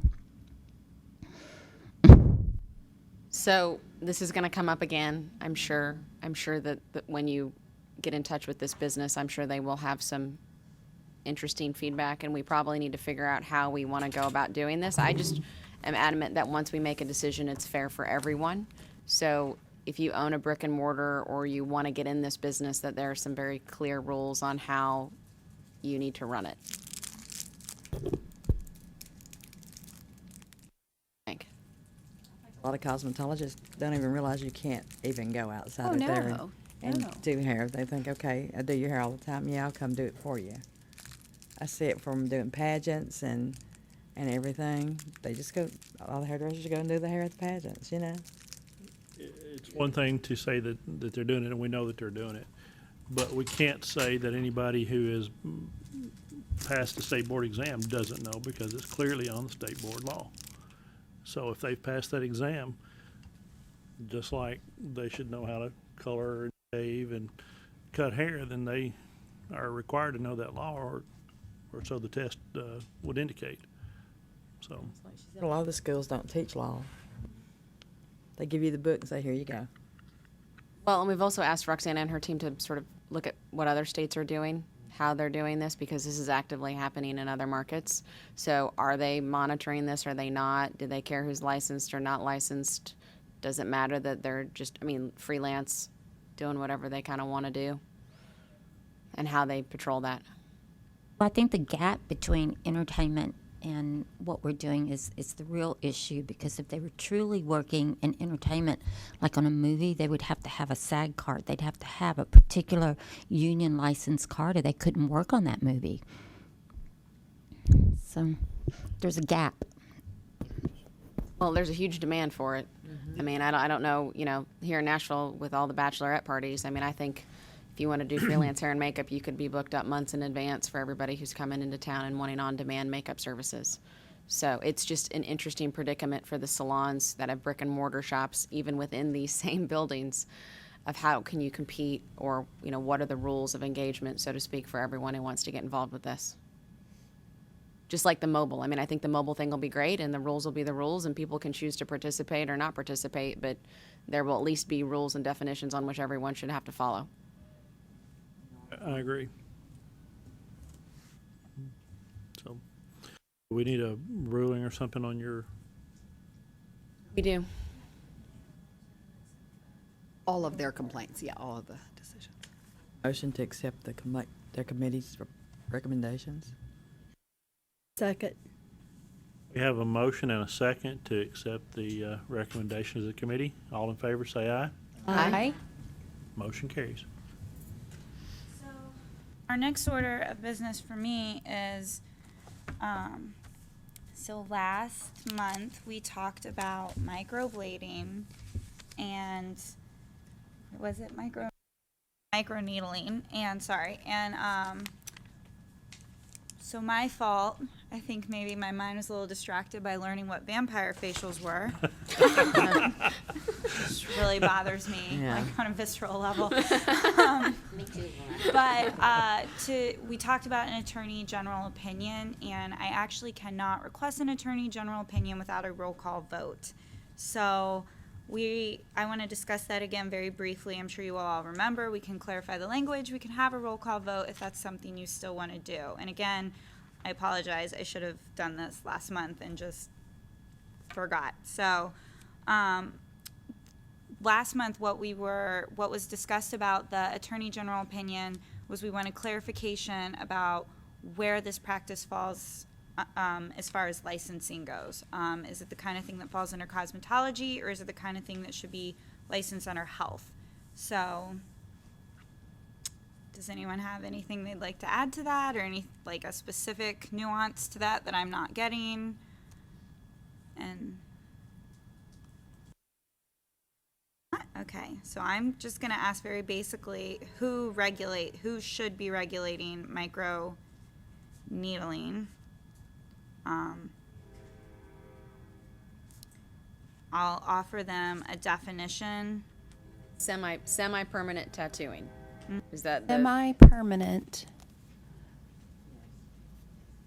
Okay. Got it.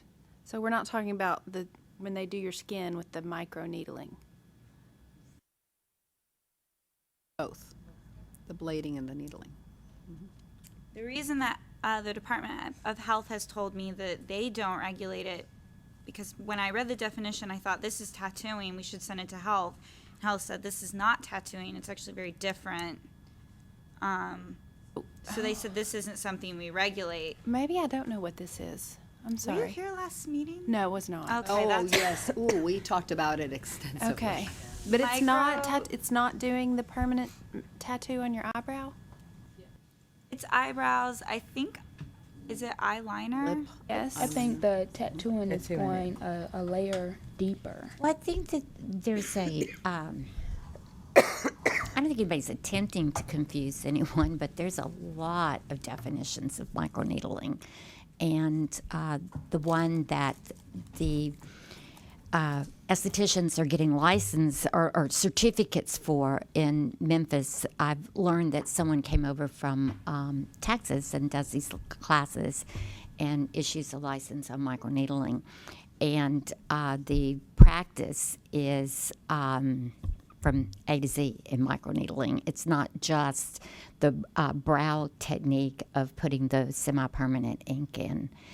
And I recently went to the Scale conference, which is a medical conference here, and microneedling is a very big business in Tennessee across the board, and there are many different devices, from the devices that can be obtained online or through taking courses, and they sell you the device along with the courses, whether you're doing semi-permanent color or if you're actually infusing the skin with and preparing the skin for other treatments with microneedling.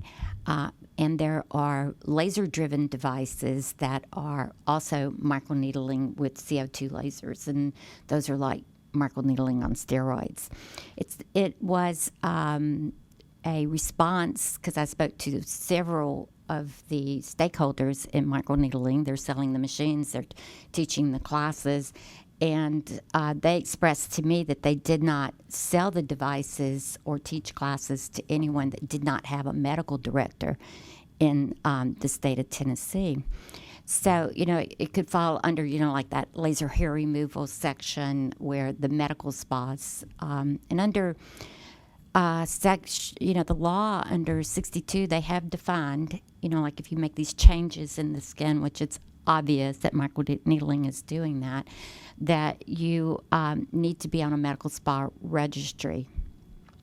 And that registry requires the medical spa businesses, whether they are non-physician owned, if they're physician owned, or whoever owns it has to register or have their medical director register, so that the consumer in the state of Tennessee knows that there's an associated medical director with that business at that address. And that went into law in January of last year. And then in legislature this year, the same group came with, and they wanted to exclude the physicians from the registry and just leave the non-physicians that were working with medical directors. And it passed through the Senate at a 30-0 vote, and then I spoke to the House of Representatives Health Subcommittee in opposition, because it was really a for several reasons. But the other thing, there's a caveat in that whoever's on that registry has to pay for it, and there was no fee assessed with it. And I thought that was really unfair for a group of physicians that have an association pass law that had a fee attached to it for other people to comply that really weren't under Section 62. Well, it did pass with amendments. Every physician is going to be on that medical spa registry. It's on the Tennessee.gov Board of Health. You can just actually Google medical spa registry, and everybody's on there.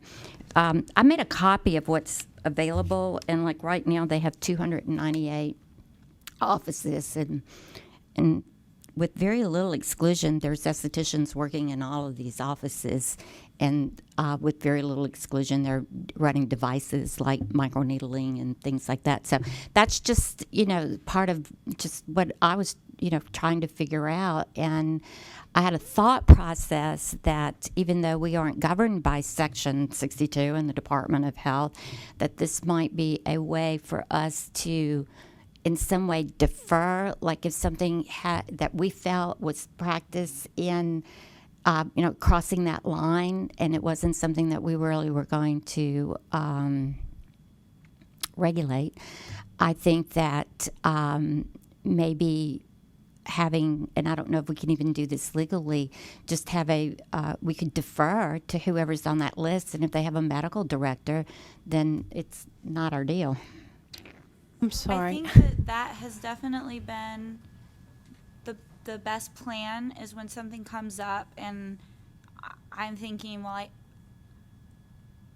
we can't send a cease and desist letter to somebody for practicing something that we don't regulate that's anti-competitive practicing. So we'll refer these complaints over to health. With microneedling specifically, health kicked it back, and so we don't regulate that. And I think that I like that direction, but for that to work, there needs to be an understanding of where these fall. Because if this is not regulated by anyone, and we don't have a rule that says you can't do this in our shop, the board is opening itself up to liability, sending a letter saying you can't do that. Correct. Yeah. So what I think last month, the hope was maybe the Attorney General could shed some light on who's supposed to be regulating it. Now, and this is different from like permanent cosmetics. Okay. All right. I have a question about the microneedling. Is it also collagen inductions? It is. It is? Okay. That's one of their claims.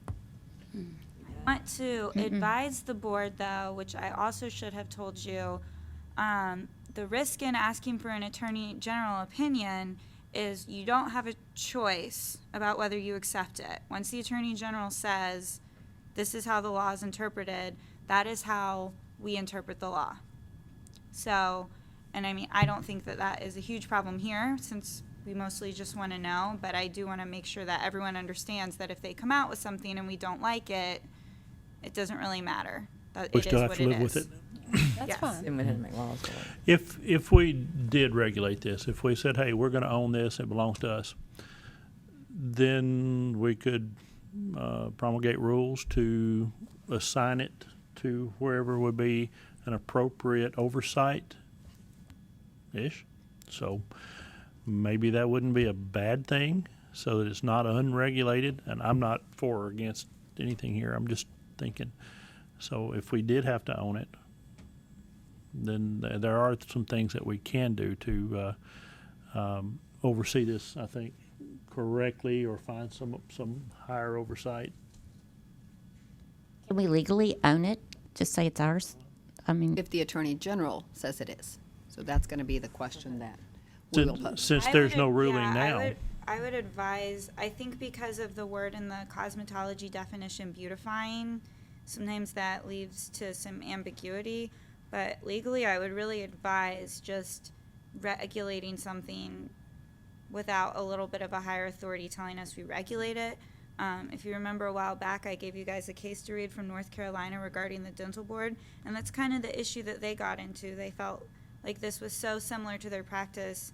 I think it became ingrained that this was something they regulated, and the Supreme Court said, no, you can't stop someone who you aren't licensing from practicing this because you don't regulate it, and that's anti-competitive. And boards are created by market participants, so there's got to be some checks and balances.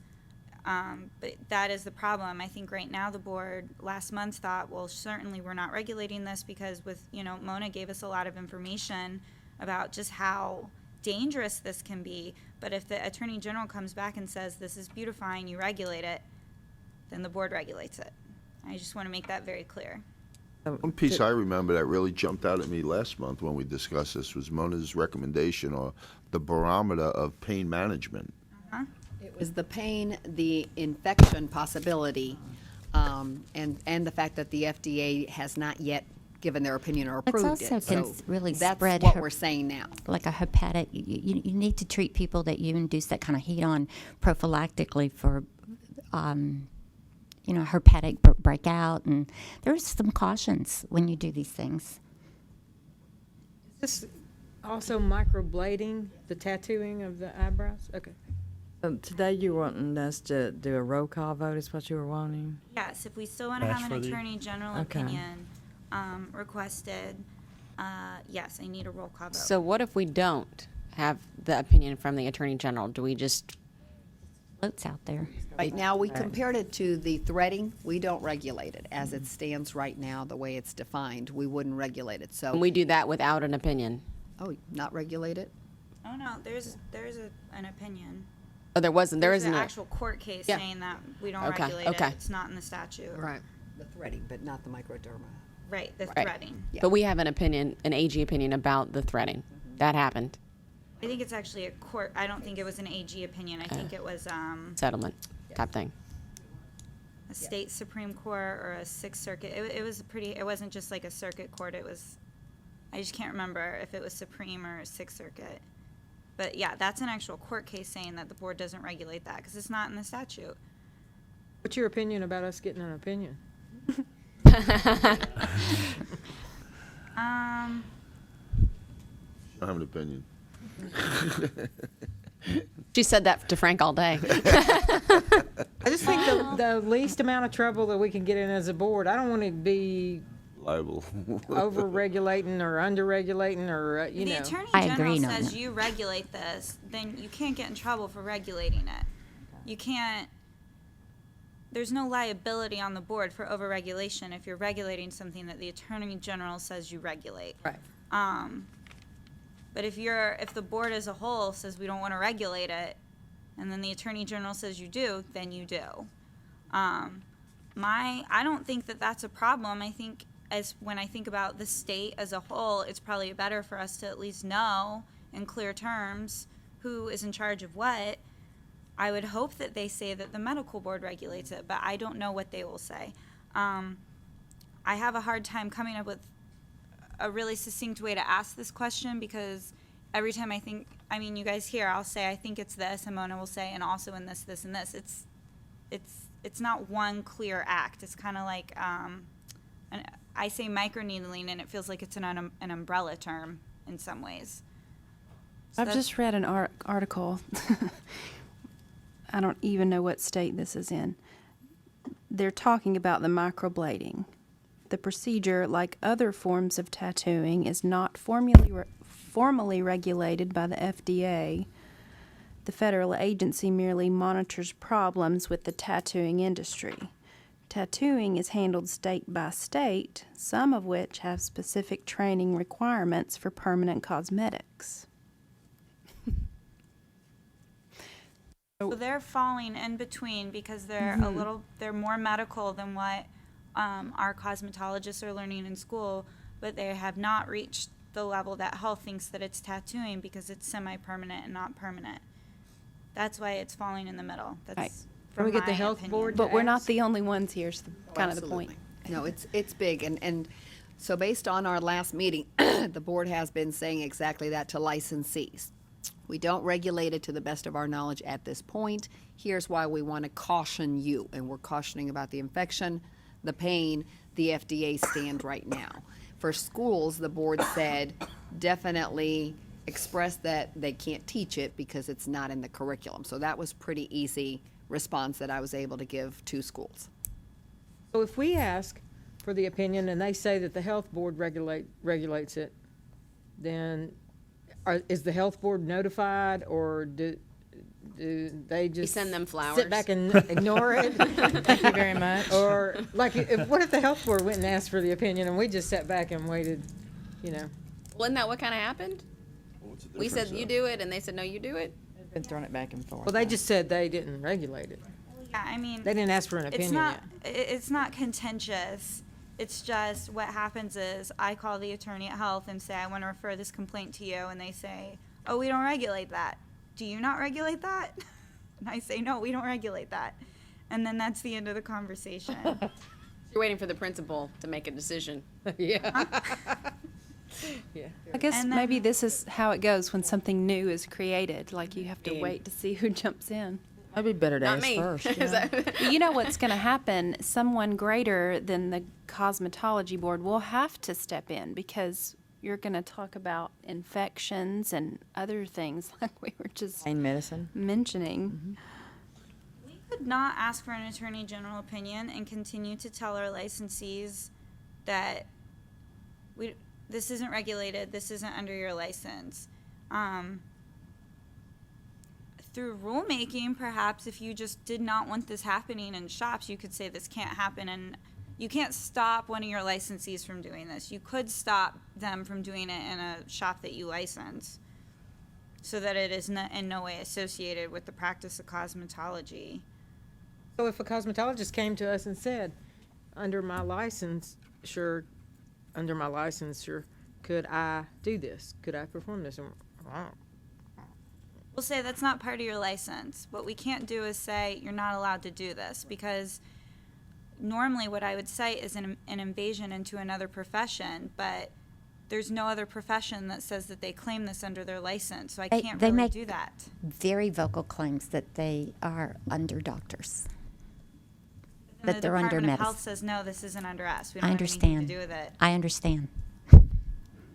Oh, This I'm thing is agreeing to- with you. That's my point. They do say that, and then, so rightfully, as soon as we get these complaints, we try to send them to health, and then that conversation. Best thing is to have him make a ruling on it one way or the other. I think so. Yeah. I think we just Instead take of a going back risk and and forth.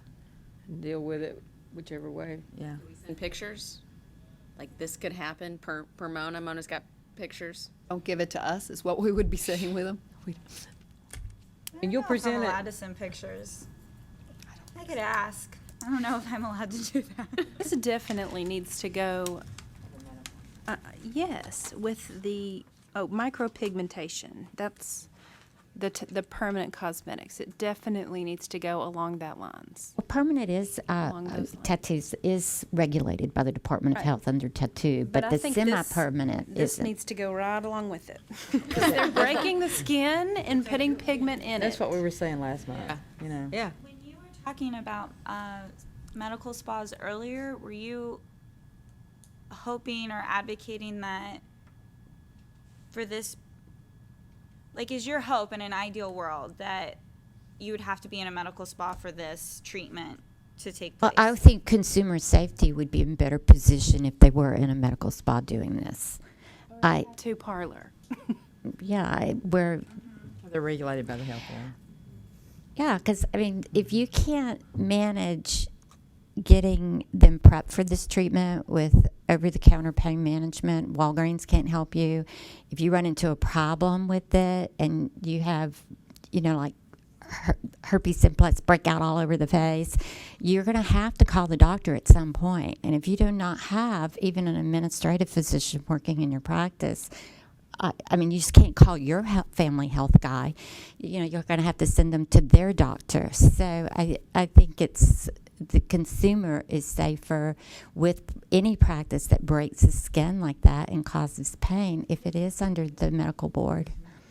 Washing our hands of this issue. We want to, but then the medical board says that they're not the ones to regulate it. But I think would be remiss if we didn't ask for an opinion. Yes. Because it's consumer safety. But I do want to make perfectly clear, I think that estheticians can be trained in this skill to do these treatments and follow the protocol that's set forth by their physician, because as a medical spa owner, my physician and I have protocols, and they're standard with the health department. And so I think that if you don't know what to do because you don't have a medical director, then I just think the consumer's at risk because, like you said, like with the makeup artist, licensed, unlicensed, they just want their makeup done. They go get microneedling because they just want to look prettier. But they need to know the complications of it and have the protocols of a consent and be advised of all of these things that can go wrong. I think more importantly, more importantly, we need to know if we regulate it. There you go. So, If you're looking for some language there, could you, and again, I know you don't want to, you need to be specific. You don't want to have too much of an umbrella, maybe. But micro needling and it's a pendant type. What I'm probably procedures. going to try to organize it is say, the Board of Cosmetology requests formal opinion. Is the regulation of microneedling with a little asterisk to be regulated by the Department of Health, or, you know, I'll make it sound nice. And then below, I'll say, for purposes of this question, we're defining microneedling as. I may email Mona, ask her if my definition looks appropriate. I hope that that's okay with Yes. her. That's how I'm planning to organize my question. I think that's the best. We need a roll call vote on the question of whether we will request Attorney General's opinion. So do we have the motion to make that request? I'll make the motion. Do we have a second? I second it. Roll call vote. but is it, are you going to say the words microblading as well? Because that might, you know, just in Googling it, it looks like a little bit different. That's more of the tattoo kind of permanent, I mean, the semi-permanent tattooing, and this is, the microneedling is injection of collagen and stuff. And I've seen microneedling too, those little roll things that you can just roll on your face that have tiny needles on them. Do you know what I'm talking about? Ew. Those are baby ones, but they've got them out there on steroids. I mean, they got. Well, I mean, yeah. I mean, you can buy them from just any direct sales company. Yeah. Amazon's got them. And that's called microneedling. Yes. So the blading needs to be, you know, specifically. Want microblading to be part of this, then yes, I can. I think so. Yes. I think so. If it's okay, I'll go ahead and do our roll call, and then we will move on to the next item. Ms. Kelly Barger. It's unbelievable. I'm yes for the Attorney General opinion. Is That's it yes or no? That's what this okay, is, yes. Say aye. Aye. Whatever. Ms. Anita Charlton. Aye. Ms. Nina Coppinger. Yes. Mr. Bobby Finger. Yes. Mr. Frank Gambusa. Yes. Mr. Ron Gillihan. Yes. Ms. Yvette Granger. Yes. Ms. Judy McAllister. Yes. Ms. Patricia Richmond. Yes. Ms. Mona Sappenfield. Yes. And Ms. Amy Tansley. Yes. So the motion is to ask for Attorney General's opinion by roll call unanimously, and Laura will put that together for us. You. Thank you. Didn't Okay. mean to take us on a wild journey there when you were ready to call for the vote. Immediately.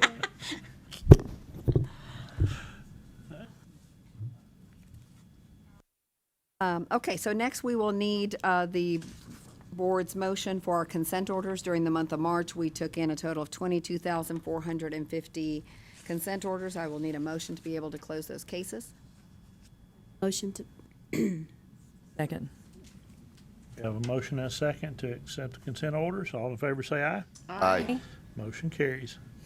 Those are on your iPads on 136, 37, 38, and then on page 140 are our agreed citations, and during the month of March, we took in $3,000. I will need a motion for that as well. Make a motion to Second. accept. We have a motion and a second to accept the agreed citations. All in favor say aye. Aye. Motion carries. Morning, we took, we did a total of 5 letters.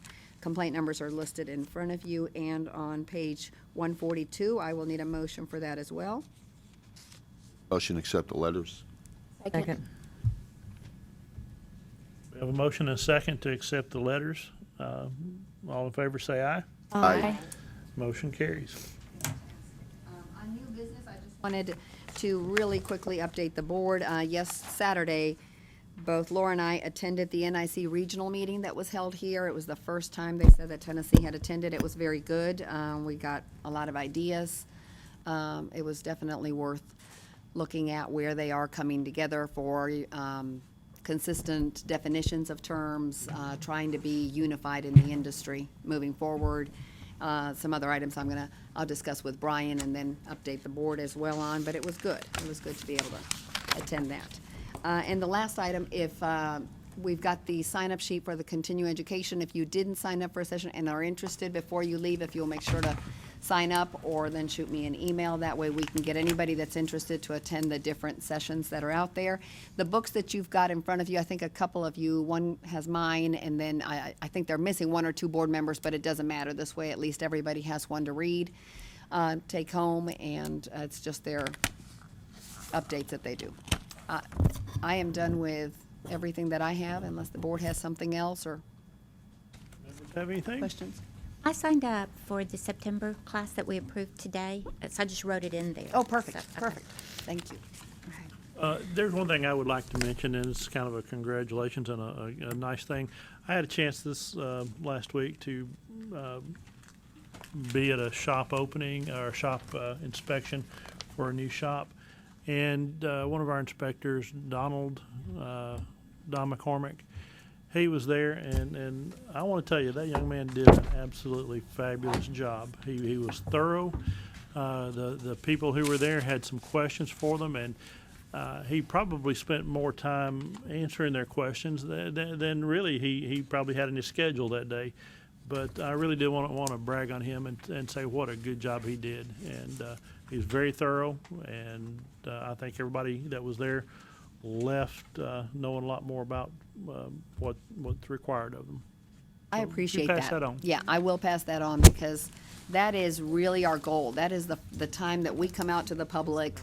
We should know, and our field inspectors do, they've got the rules and laws at their fingertips. They should be able to guide, answer questions, and anything they can't, then refer them back to us. So it's our one chance to really start it out right, and Don's fantastic, as many of them are, but I will pass that on. I know he'll be thrilled.